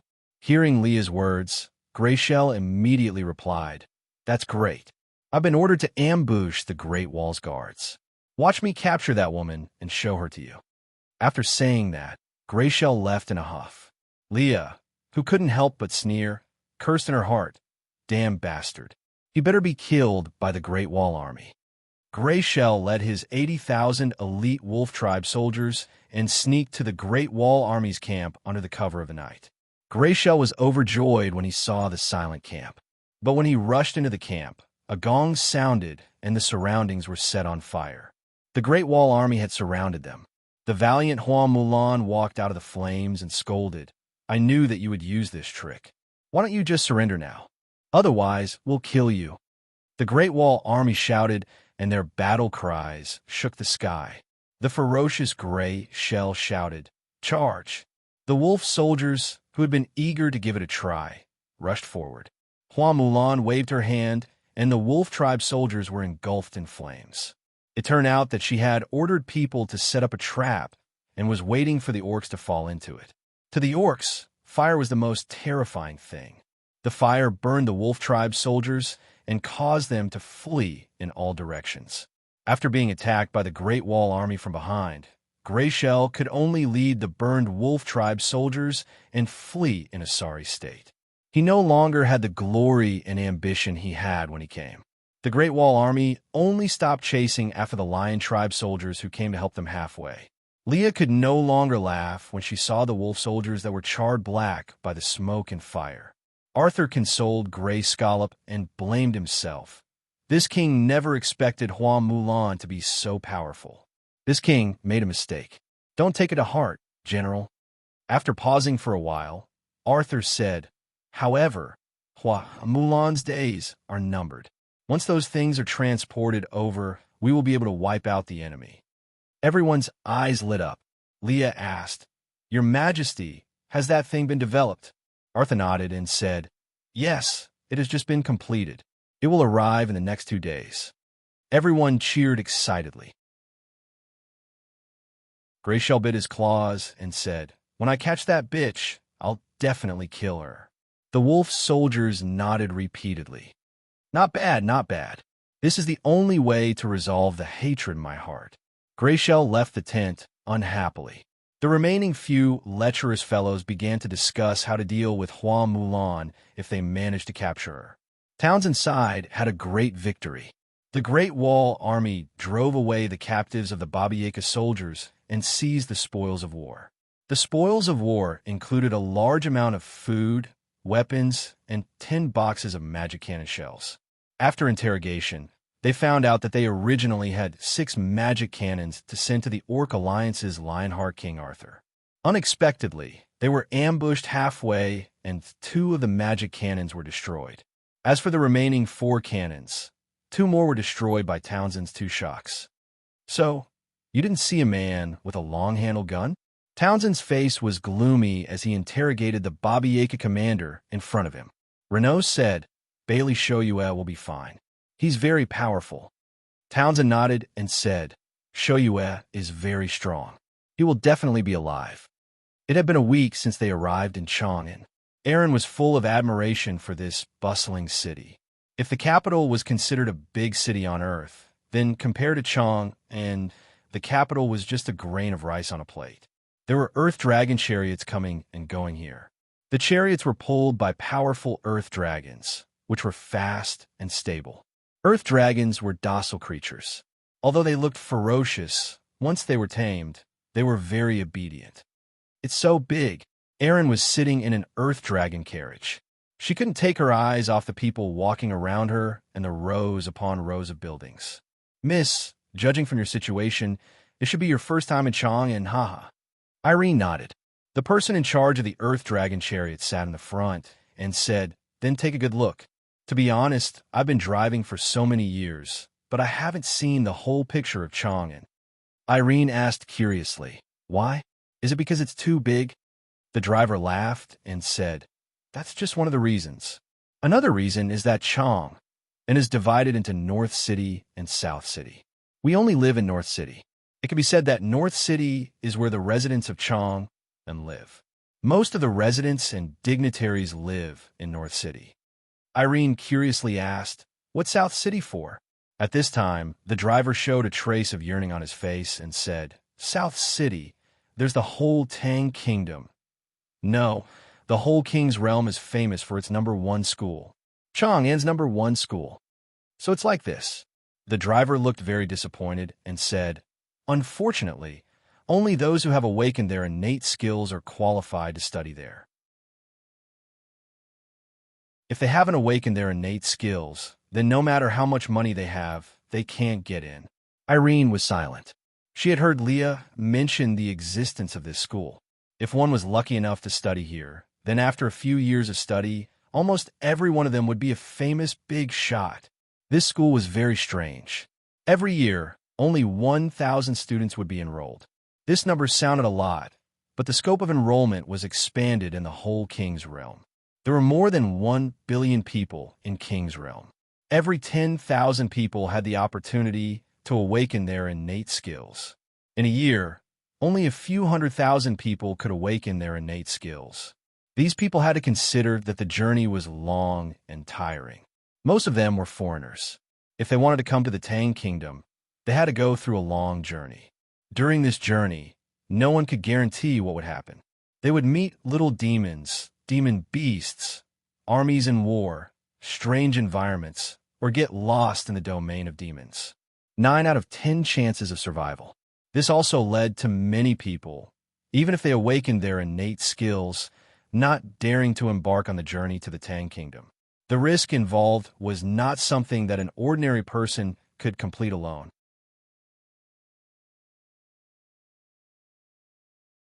Chapter 364. Erin did not feel any danger along the way as she had Leah, the Valley Master of Flower Burial Valley, to send her and the flower-winged eagle in the valley. Who else lives in South City other than the Academy? It can't be that there's only one academy in such a big city, right? Hearing Aaron's question, the coachman smiled and said, "Young lady, you're right. Other than the academy, there's really nothing else in South City." Aaron was shocked and asked, "No way, then isn't this academy too big?" The coachman nodded and said, "It's very big, but it's not that big. No matter how big the academy is, it can't be bigger than the city. The land outside the academy is the main land of South City. Outside the academy, there are all kinds of mountains, hills, rivers, forests, and many caves, cliffs, and so on. These are the main landforms of South City. However, all of these things belong to the academy. I heard from others that the students in the academy spend half a year studying theoretical knowledge in the academy and the other half of the year training outside the academy. Young lady, you're really capable. To be able to study there, once you come out, you'll definitely be a big shot." When the coachman said this, his face was full of yearning. Aaron did not say more, but she was a little emotional. It seemed that the path to study in this world was much more difficult than the college entrance examination on Earth, and she was fortunate enough to awaken a talent skill a few days ago. However, this talent skill of hers was very unique. Even Leah had not heard of it before. Perhaps there were teachers in the academy who could answer her questions. "Young lady, further ahead is the land of South City. I'm just a coachman, and I'm not qualified to go there." The coachman stopped the carriage and said to Aaron, "Let's stop here." Aaron alighted and looked around. The place was still bustling, but there were much fewer people. The shops and tea houses were also deserted. "Young lady, please accept my magic card. My name is Lin San. If you need to go out in the future, just use my magic card to summon me. I'll be there in a while." Looking at Lin San's eagerness, Irene smiled and took the magic card from him. "This trip is free of charge. Just take it as me taking advantage of Mississippi. When Miss becomes famous in the future, don't forget that it was Lin San, the coachman, who sent Miss here." Ha! Watching Lin San drive the Earth Dragon chariot further and further away, Irene pursed her lips and smiled. She looked at the sky and murmured to herself, "It seems that a fascinating life is about to begin." Irene stayed at a tea house near the southern border of the city. Because the Academy's enrollment day had yet to arrive, all unrelated personnel were not allowed to enter the southern part of the city. Aaron's daily life was rather leisurely. Apart from diligently practicing the skills and magic that Leah had taught her, she spent the rest of her time chatting with Reynolds while lying in bed. Over the past few days, he had learned through chatting with Reynolds that Reynolds had come to the Great Wall Army's camp, which was Hua Mulan's territory. Irene was so angry that she wanted to drag Reynolds out of the screen and give him a good beating. "Leah and I just left, and now you, Reynolds, are here?" Such an unfortunate thing made Aaron very unhappy. However, to Aaron's relief, Reynolds was still alive. As long as he was alive, there would be hope and endless possibilities. There would be a way to return to the original world. The mainland was really in a state of war. Except for a few powerful dynasties, such as the Qin state, the Tang Empire, and the faraway Sanctuary, the rest of the countries had started an all-out war. They had even brought out things like magic cannons. Through the chat with Reynolds, Irene deeply understood the terror of magic cannons. The threat level was equivalent to weapons like nuclear bombs on Earth. Irene asked Reynolds about his next plans, and Reynolds said that he also wanted to study at the top academy in Chang'an. His current plan was to follow Hua Mulan's Great Wall Army and experience some things to hone his mind. Irene did not say much and only asked him to take care. As long as he was alive, it was fine. On this day, Irene walked out of the tea house and headed for the southern border not far away. There were still 3 days before the enrollment day of the Chang'an Academy. Irene felt a little excited for no reason. Studying in the alternate world was really exciting. There was a tall city wall at the border. It was pitch black and thick, and there were many guards guarding it. The city gate was tightly shut. It seemed that no one was allowed to enter before the enrollment day.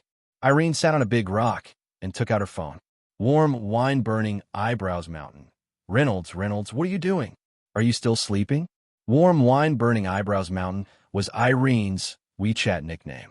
She did not know why she could still use her phone in this world. However, Other than sending messages to Reynolds, she could not use her phone for anything else. She could not surf the internet, play games, or send pictures. She could only send messages to Reynolds, and only to Reynolds. Irene also tried to send messages to other people, but they were all red exclamation marks and could not be sent. After a while, Reynolds sent a message. Shui Weling, I just woke up. I followed the army led by General Su Lai to rescue Bailey Shoyue, but he was not saved. Shui Weling, I am so nervous. This kind of war, but it is so exciting. Irene, you said you killed someone. I feel like I've also killed a lot of people. Oh my God, killing people is too unbearable. It's my first time killing someone. No, strictly speaking, it can't be considered killing someone. I killed a beast man. I directly vomited, almost throwing up my stomach. Shui Weling was naturally Reynolds's WeChat nickname. It seemed that Reynolds was very free. The war was temporarily over. Erin's lips curled into a smile as she typed quickly. Warm wine burning eyebrows mountain. Killing people is definitely uncomfortable at first. The first person I killed was Sister Chan, who asked me to kill. The feeling of a dagger piercing through a person's body was really uncomfortable at first. It was as if I was so disgusted that I could not eat for a few days. However, it naturally became a habit later. Sister Chan is an assassin and has killed countless people. I feel my heart has become numb while I've been with Sister Chan. I feel if I return to Earth, I might not be able to fit in there anymore. Shui Weling, let's not talk about these fighting and killing. How have you been recently? How is Chang'an? Are you used to it? Warm wine burning eyebrows mountain. It is okay, but this place is really unimaginably big. My home on Earth was the imperial capital. I feel that the imperial capital pales in comparison to Chang'an. It is really too big. Have you enrolled? Chang'an Academy, I will go there for a while. No, if I can survive, I'll go there to find you.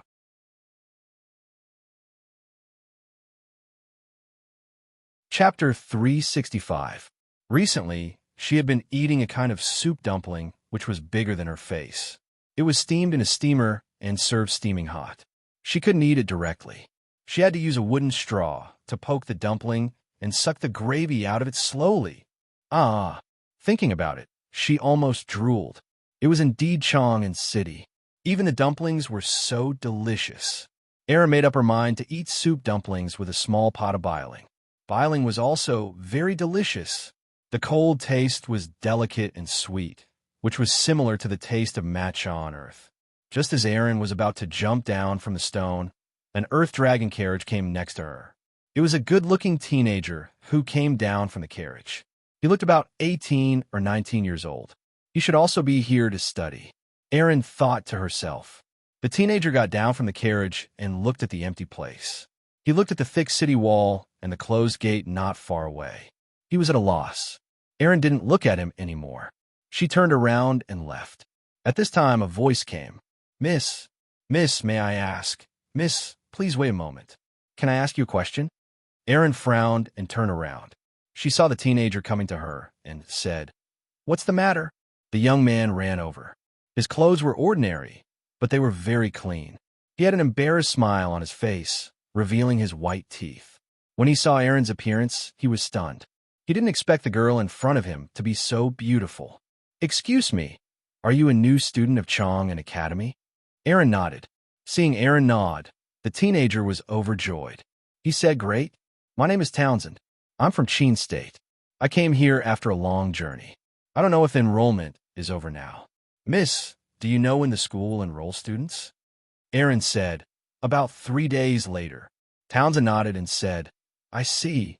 That's great. I was worried that I'd be late.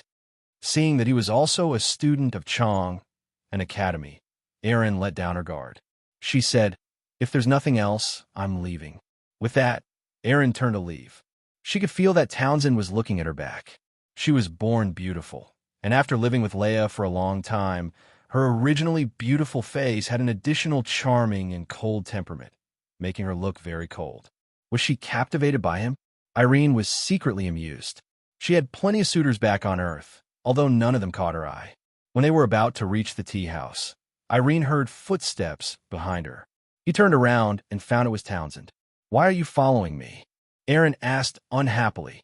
Townsend blushed so much that even his neck was red. He looked like he was in a dilemma. Clenching his teeth, Townsend finally said, "Miss, my belongings were stolen on the way. Can you lend me some money before the birthday?" Poof! Irene almost spat out a mouthful of blood. "Raymond, Reynolds. Calling Reynolds. Raymond, Reynolds, are you asleep again? Calling Reynolds. Great summoning. Summon Reynolds. Raymond.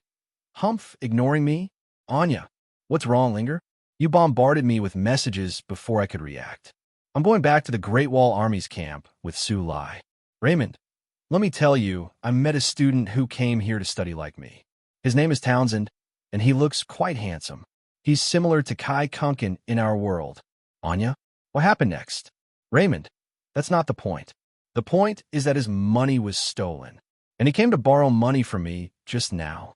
Anya, so you lent it to him? Raymond, Reynolds, do you know how much money Sister Chan left for me? Anya, how much? It should be a lot. After all, Leia is so rich. Raymond, that's right. It's really a lot. I was stunned when I used the magic card to pay the bill. There are a total of 1,000 gold coins in it. I feel dizzy. Anya, aren't you rich back on Earth? Why are you so weak here? Raymond, the situation is different. On Earth, it's just paper money. Here, it's real gold. I feel so happy just looking at it. Anya, what are you guys eating? What are you doing now? Where's Townsend? You're just playing with your phone in front of him? Raymond, no. Townsend went to order food. I'm sitting alone in the tea house. I'm going offline. He's back. I'll talk to you later. Bye-bye, Anya. Bye-bye, QAQ Raymond. Get lost. Miss, the food will be here soon. Thank you so much. Townsend walked over and sat opposite Aaron. His face was full of gratitude. Aaron had already put away her phone. She looked at Townsend and smiled faintly. It's nothing. We're all students of Chong, an academy. Townsend asked curiously, Miss, can you tell me your name? Aaron hesitated and said, Aaron. Townsend praised, good name. Miss Aaron, you're so beautiful. You really live up to your name. Aaron picked up the teacup and took a sip. She didn't say anything. At this time, the uncle of the tea house came to deliver the food. The uncle's name was Ruhr. He had been running this tea house for 20 years. Miss, today's soup dumplings have a new filling. Have a taste. Ruhr smiled honestly and put 2 big steamers of soup dumplings on the table. Then he took out 2 side dishes and a big pot of boiling from the tray. Thank you, Uncle Ruhr. Aaron happily took the soup dumpling to the front. She stuck the straw into the dumpling and sucked with satisfaction. It's so hot. Aaron sucked quickly and screamed because of the heat. Townsend looked at Aaron's cute face. He stuck the straw into the dumpling and asked while sucking, Why do you need a straw to suck the dumpling? It's so delicious. Townsend was pleasantly surprised when he got the juices of the meat. He began to slurp them up. It's so delicious. Aaron found that Townsend also liked the soup dumplings. She began to like it and said, It's delicious, isn't it? Soup dumplings need to be sucked, or they'll lose their essence. Townsend nodded. After sucking the soup, he ate the big dumpling. The dumpling, which was bigger than his face, was eaten up by Townsend in 6 mouthfuls. Aaron looked at Townsend and smiled. How long has it been since you last had a meal? Townsend was a little embarrassed and said, I don't mind if you laugh at me, but it took me a whole week to get here from the Qin Kingdom. Because I was afraid that I would miss the birthday, I didn't eat a single meal during this period. I only ate some wild fruits to fill my stomach. Then when I was about to come here to eat, my money was stolen.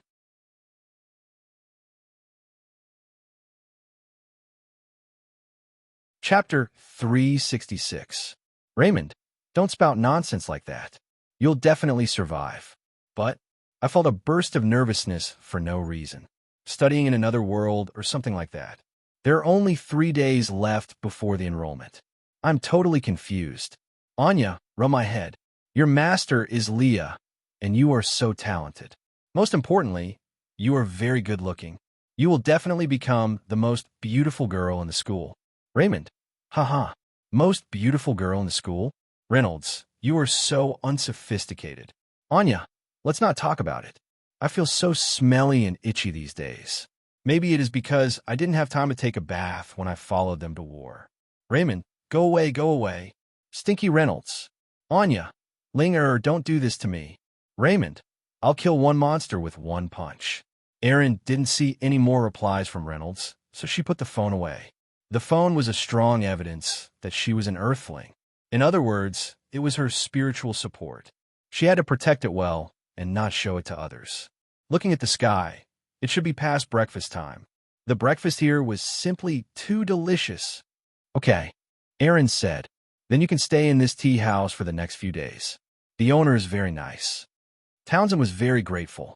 He was so grateful to Erin that he almost knelt down to her. After the meal, the two of them walked around the area and found that there was nothing interesting about this place. Probably because this was the border between the South City and the North City, there were not many people. The North City is so prosperous. I was in a hurry and forgot to appreciate the scenery here. Townsend said. Erin nodded. Yes, there are many things in the North City. Townsend smiled and said to Erin, I hope we could be in the same class after the enrollment. Erin didn't say anything. While Townsend was talking to himself, a large group of people came from the North City. What's going on? Erin was also interested, so she went to see with Townsend. Then they saw 20 luxurious Earth Dragon carriages. All the carriages were made of gold. The Earth Dragons were also covered with gorgeous armor. It seems that they are from a Murong family in Xianyang City of the Qin state. Townsend frowned. He didn't seem to like the Murong family. Erin's heart skipped a beat. People from the Murong family? Could it be that they were here to kill him? However, that shouldn't be the case. He was already thousands of miles away from the Qin kingdom. Moreover, he was in the Tang dynasty. How could the people of the Qin kingdom dare to be presumptuous? At this moment, a young man clad in armor emerged from the Earth Dragon chariot in the middle. His black hair was tied into a ponytail, and he had sharp eyebrows and bright eyes. He was very handsome. It's the eldest son of the Murong family, Murong Qing. Townsend asked, has he also awakened a talent skill? Irene asked curiously, what's wrong? Don't innate skills awaken when you like them? Townsend shook his head and said, no, the awakening of talents depends on one's luck. Some people awaken their talents when they are born, while others awaken their talents when they are about to die. I wonder what kind of skills this Murong Qing has awakened. It better not be the common flash and berserk. Townsend asked Erin, Miss Erin, if you don't mind me asking, what skill did you awaken? I only awakened this skill a year ago. Was this the end? In the game, when the enemy's HP was low, the effect of this skill would be better. Erin hesitated for a moment and said, the skill I awakened is Devour. Devour? Townsend's eyes widened with a puzzled expression. Yes, Devour. Do you know what it is? Townsend nodded blankly and said, I have never heard of this skill. Erin sighed. Sure enough, this skill was too rare. She could only rely on the teachers of the academy.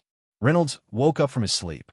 Listening to the training of the guards of the Great Wall outside, he could not help but feel a little emotional. His state of mind seemed to have undergone a great change unconsciously. He would not be flustered because of a sudden situation. He would not be frightened to the point that he could not walk because of imminent danger. He would not feel entangled in his heart for a long time because he had killed someone and could not calm down for a long time. Are you awake? The tent was opened, and Sulai walked in. He grinned and said, Reynolds, General Lucy wants to see you. Pack up and go quickly. Lucy wants to see me? Reynolds put on his clothes and washed his face simply. Then he followed Sulai out of the tent. The weather outside the tent was very good. Most of the soldiers were training neatly, and Bailey Schwanza was the chief commander of these people. Bailey Schwanza watched the soldiers train with his hands behind his back. When he saw Sulai and Reynolds pass by, he smiled and greeted Sulai. Good morning, Brother Sulai. Sulai also smiled and waved his hand. He said, good morning to you too. Your brother sent me a message last night. He is fine. He is on a mission and will be back later. Bailey Schwanza nodded, and the worry on his face disappeared. Reynolds watched all this. Behind him, Schwanza was supervising the soldiers. In front of the tall Great Wall fortress, Kai was sitting on the top, drinking wine and looking around. "What is Kai doing?" Reynolds asked. Sulai revealed a rare smile and said, "Huh, that guy Kai, he should be troubled by love again." Troubled by love. Reynolds understood instantly. In the game, Kai liked Lucy, but Mulan was already taken. "Does Kai have a sister?" Reynolds asked. Sulai frowned and said, "Sister? I don't know about this. Kai has never mentioned it." As the two of them talked, they arrived at Lucy's tent. Walking into the tent, Lucy was writing something with a brush. Seeing Sulai walk out, only Reynolds and Lucy were left in the tent. Reynolds felt a little strange. Seeing Lucy writing with a brush, Reynolds couldn't help but take a few glances at her. He found that she was writing a poem. It was a poem written by Li, killing a man in 10 steps, leaving no trace for 1,000 miles. What a delightful poem. Reynolds also liked this poem on Earth. It seemed that Li also existed in this world. As if feeling Reynolds's gaze, Lucy didn't raise her head and asked, "You know poetry too?" Reynolds said modestly, "I know a little, but I'm not as good as General Milan." Hearing this, Lucy laughed and said, "Don't say these useless things. Sulai said that you are an ordinary person who just awakened a talent a few days ago." Reynolds nodded and said, "General Sulai and General Milan are right. I am an ordinary person who awakened a talent a while ago. I wanted to go to the top university in Chang and to study, but I was attacked by demons on the way and almost died. Fortunately, I was saved by Brother Bailey Shoyue."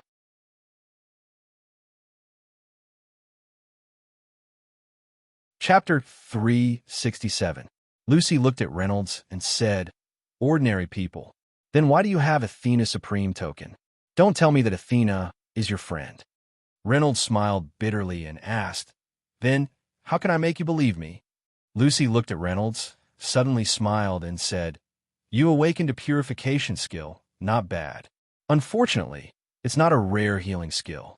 If there was a healing skill, the combat power of the entire army would be improved." Reynolds listened to her quietly, not knowing what she was going to do with him. "Are you interested in working for my Great Wall Guards? Of course, there's no need to fight. You can follow General Sulai. By the way, you should be literate, right?" Reynolds was taken aback, nodded and said, "I am literate. However, thanks for General Milan's praise. I just want to go to Chang and Academy to study. I'm too weak now. I want to become stronger. I hope General Milan can understand." Lucy nodded and waved to Reynolds. "Come here. You should know some poetry and rhymes, right?" Reynolds hesitated for a moment and nodded. He walked to Lucy's side and saw a piece of paper placed there. There were many poems on it. "The green hills are faint, the water is far away. Autumn is near, the grass is not withered. On the night of the 24 moonlit bridges, where does the jade man teach to play the flute?" Seeing Reynolds looking at the poem, Lucy was happy and asked, "Why? Do you like this poem?"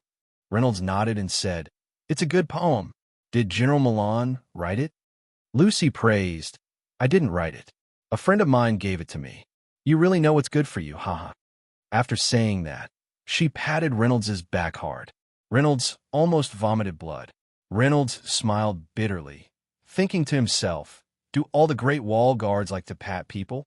There was no war recently, and it could be the calm before the storm. The Orc Alliance seemed to have a dispute with the kingdom of Babika. The fuse was said to be because of the 6 magic cannons that Babika promised to sell to the Orcs. 4 were destroyed, and 2 were seized by the Great Wall Guards. The Orc Alliance, who spent a lot of money to buy the magic cannons, was naturally unhappy. The gold coins were wasted, and the weapons were not obtained. Babika was not having a good time either. Since the political power was equally divided between Marshal Zero and Duke Charles, the two factions continued to fight, and the country seemed to be divided. "Leah, linger, let me tell you, I've been pestered by Lucy recently. I only briefly recited the poems from our world to her, but she treated them like treasures and kept pestering me. Warm, wine-burning eyebrows mountain. So cute. But it's also pretty good, isn't it? Lucy should be very beautiful, right? What's there to be unhappy about when I'm with a beauty every day? Kitchen knife bomb. Leah, don't mention it. By the way, Don't you know a sissy called Townsend? How are things between you and him? Kitchen knife bomb. Hot brown mountain. Humph, I'm not a sissy. Hee hee, are you jealous? Leah. No, no. Warm wine burning eyebrows mountain. Humph. And you say you're not jealous? You're typing fewer words now, Leah. All right, don't forget about tomorrow's recruitment. Also, tell me about the differences between the schools here and those on Earth. Haha. Hot brown mountain. If you wish. I'm going to have dinner with Townsend. 886. Leah. Sister, don't sob. Kick you hot brown mountain. Ha. I lied to you, you sob monster. Why didn't I realize you were a sob monster on the train back then? Leah, hot brown mountain. Humph. Don't forget that you left me alone on the train and ran away by yourself. When we meet, I'll definitely beat you up. Let me tell you, I'm very powerful now. Leah, all right, that's what I want, sister underscore, smiley, face, angle. Underscore Reynolds smiled and put his phone back into his trouser pocket. It's getting late. It's time to have dinner with General Su Lai and the others. Chong and Academy? I'm really looking forward to it. Hot brown mountain. Reynolds, are you there? Hot brown mountain. Hey, old witch Reynolds, are you there? Hot brown mountain. Ignore me? I'm angry. It's already 11 in the morning. What are you doing? Leah. Yo, isn't this our beautiful, cute, lively, and kind sister Linger? Hot brown mountain. Old sow. Why are you only replying to me now? Leah. I was called by Lucy just now. She asked me about poetry. How would I know about this? I could only tell her some of the poems I memorized. Warm wine-burning eyebrows mountain. Not bad, little Lynn. Lucy really likes you. Are you happy? Leah. Haha, what's there to be happy about? Shouldn't you be signing up for enrollment today? Hot brown mountain. There aren't many people this year, but there's still quite a lot of people at the entrance now. I think we'll have to queue until the afternoon. We're in a group of 20 people. We'll go in order. Now that the first group has entered, there are still 3 groups in front of us. Leah. TSK. We'll be students of this world in the future. Haha. It's so amazing. Hot brown mountain. Leah. Right. What's your awakened talent skill? Hot brown mountain. Devour. Leah, what? Devour? Hot brown mountain. What's wrong? Many people don't know what this skill does. Even Sister Chan doesn't know. Leah. I probably know. Hot brown mountain, huh? How do you know? Tell me quickly. Leah. It's hard to say on WeChat. I had a fortuitous encounter a while ago. I'll show it to you personally when we get to Chong and Academy. Hot brown mountain. Huh. Fortuitous encounter? Do you think you're the male lead on the internet? Leah. Haha, maybe it's true. I'm the male lead, and you're my female lead. Underscore smiley face angle. Underscore hot brown mountain. I'm not going to talk to you anymore. I'm going to the academy to watch the show. Hot brown mountain, be good. Wait for the good news from me. Then you'll be my junior, and I'll be your senior. Underscore smiley face angle. Underscore Leah. Okay, Sister Linger. Bye underscore smiley face angle. Underscore Erin put her phone in her clothes and smiled. This Reynolds still thinks of me as the female lead. He's so cute. Miss Erin, why are you smiling so happily? Townsend walked over to Erin with 2 glasses of bustling in his hands. Erin was in a particularly good mood today. She smiled at Townsend for the first time. Nothing. I'm just a little excited. Townsend was mesmerized by Erin's smile. He said shyly, as long as you're happy, Miss Erin. Your smile is as bright as the sun in the sky. Erin took the bustling from Townsend and said, You're in the second group, right? It should be your turn soon.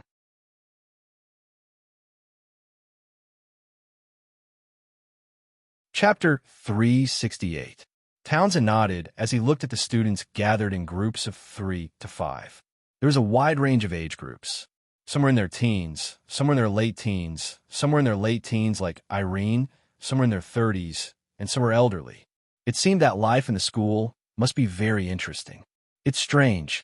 The first group has been in for so long. Why hasn't anyone asked us to go in? Erin also felt strange. The first group went in at 8 o'clock in the morning. It had been 6 hours, but no one asked the second group to go in.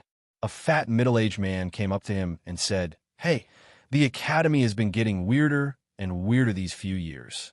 The enrollment policy seems to have changed. Townsend asked curiously, "What's the change?"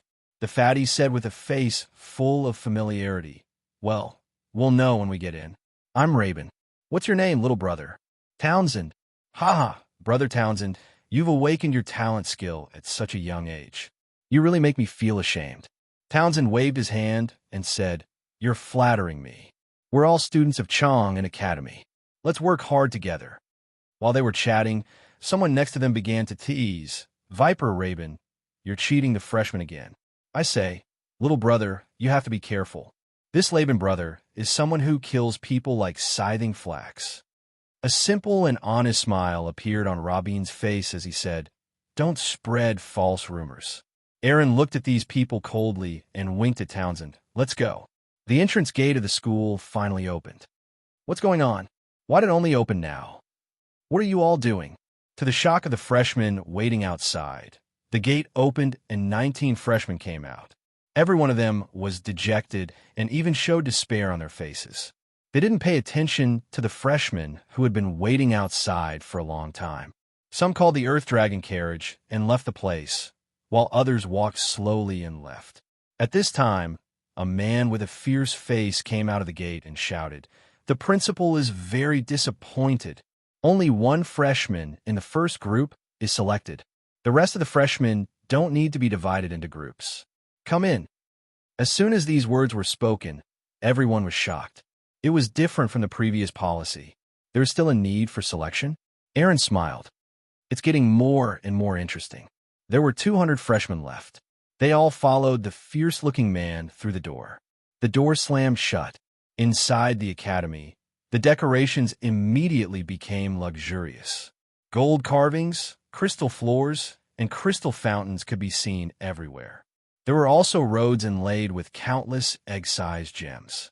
Although everyone had questions, the person leading the way clearly had no intention of answering them. Townsend whispered to Irene, "Do you think they'll give us a test or something?" Erin shook her head. "I don't know, but it's interesting." She looked at the freshmen around her and realized that they had all come in groups. There were males, females, and even couples. She seemed to have thought of something and frowned. However, she still threw this thought out of her mind. A moment later, everyone arrived at a huge open space. It looked very spacious. At this moment, the person who led the way revealed a strange smile. He looked at the 200 new students as if he was looking at 200 livestock. "Now, let's begin your first test." Everyone quieted down and looked at the ferocious-looking man in front of them. He said word by word, "Fight with those around you. The winner stays and the loser leaves." Boom! The 200 freshmen were all shocked. Renault's daily pleasure, other than discussing poetry with Lucy, was watching the heroes in the training camp instructing the soldiers. Just like that, the days passed one after another. The Orc Alliance seemed to have fallen out with the Kingdom of Babika. Both sides chose to fight their own battles and stop cooperating. This made Lucy very happy. In this way, the Great Wall Guards would have an easier time. They wouldn't have to deal with two countries. Now that Jess, the commander-in-chief of the Kingdom of Scott, had been assassinated, the 7th princess was furious. She turned her army around and began to attack the Orc Alliance. Just let them fight each other. The only thing I'm worried about is the return of Athena, the former god of war of Babika. I don't know what that arrogant woman will do. Renault laughed when he heard Lucy's evaluation of Athena. A arrogant woman with an arrogant face. Ha ha, it really suited her. Lucy saw Renault laugh and seemed to think of something. She said, "Renault, I say, you're that bitch Athena's friend. You should be her only friend, right? What happened between the two of you?" Renault hesitated and asked, "What happened?" Lucy hit Renault impatiently and said, "Just bed. A woman like Athena can't have friends. You two are definitely more than friends." Renault almost spat out blood. Lucy was indeed a heroine. She was so bold and unrestrained. They had slept on the same bed, but that was all. Renault didn't dare to do other things. Seeing Renault not speaking, Lucy showed a smirk and asked maliciously, "I say, haven't you been moved by her? Many princes and even kings have gone to the Kingdom of Babika to propose marriage." Renault shook his head and said, It's nothing. I'm just an ordinary person. It was by chance that I became friends with her. I just saved her life. As for having sex with her, forget it. I still want to live a few more years. This was also a reason Renaud made up. He said that Athena was seriously injured on the day of her patricide and happened to meet Renaud, so Renaud saved her. Lucy was quite convinced by this reason. Speaking of this, Lucy's face showed a rare trace of admiration. To be honest, I admire that woman. She's ruthless enough. She's quite similar to the current Tang Dynasty Empress, Wu Zetian. Renaud was silent. It was the right time to keep silent. By the way, my Great Wall Guard army has a guest today. Lucy got up and walked out of the tent. She said, "Come with me. I heard it's a little beauty." Luna. Renaud looked at the beautiful girl in front of him. Her silver hair was combed into a ponytail, and she was dressed in blue. She was holding a crescent sword in her hand. Oh, what a little beauty. Lucy reached out her hand and pinched Luna's cheek. Bailey Schwanson next to them covered his eyes. His captain was really... Luna didn't expect Lucy to be so frivolous. She pushed Lucy's hand away and frowned unhappily. "Please don't touch me. My brother is here, right? When will he come to see me?"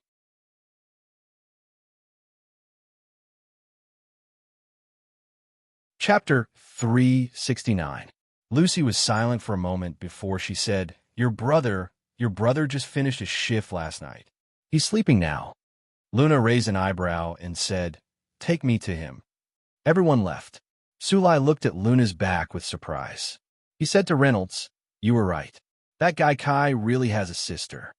Opening the tent where Kai was staying, Kai was sleeping. His snores were deafening.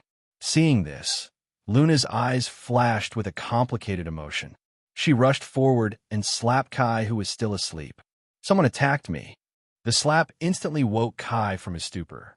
He let out a roar, and his eyes flashed like lightning as he gripped his saber tightly. When he saw a delicate and cute silver-haired girl in front of him, Kai was stunned. He looked at the people standing behind her. Lucy, Sulai, Bailey Schwanza, and Reynolds. "What's going on?" Reynolds understood the situation. He pushed Lucy, Sulai, and Bailey Schwanza away and said, Okay, let's go. They've just reunited with their sister. We don't want anyone else around." Kai wanted to stop them, but he was deeply attracted by the girl in front of him. Who? Who is she? Why does my head hurt? Leah, Miss Linger Leah. Is Miss Linger here? Underscore, smiley face, angle. Underscore Leah, I miss you, Linger. Aaron, what are you doing? Kitchen knife, bomb. Warm, wine-burning, eyebrows mountain. Reynolds, good dove. Sister just passed the test. Interesting, huh? Reynolds, you can't imagine what I went through. Leah, test? Didn't you enter the school directly? Warm, wine-burning, eyebrows mountain. I thought so, too. After that, the first test was for us to fight against each other. Those who won would stay, and those who lost would leave. Leah, Linger, how are you? Did you win? Who'd you fight? Warm, wine-burning, eyebrows mountain. Ha, of course I won. Chang'an Academy, training ground. Blood was still dripping from Erin's left claw. She looked around and found that there were only a few dozen people left standing. The original 200 people were suddenly reduced to a few dozen. The cruelty was unimaginable. Irene started typing again. Warm, wine-burning, eyebrows mountain. After passing the first test, there are only 100 people left. After that, he would let these 100 people kill each other. How interesting. Whoosh! Erin dodged a sneak attack and swung her left hand, chopping off the man's arm. You want to sneak attack me while I'm typing? Irene wanted to move around, but found that her leg was injured. Leah, Linger, are you all right? Are you hurt? Hello.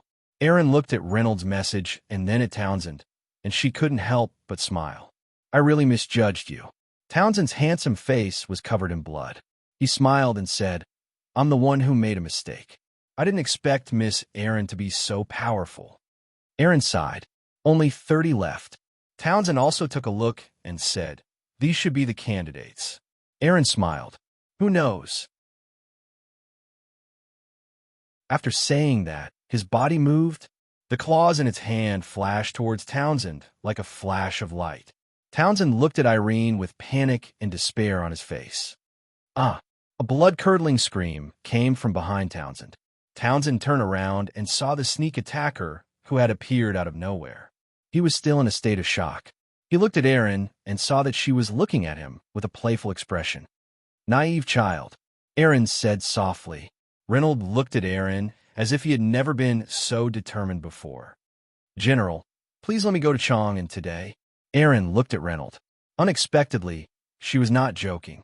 She asked with a serious face, "Are you serious?" Reynolds nodded firmly.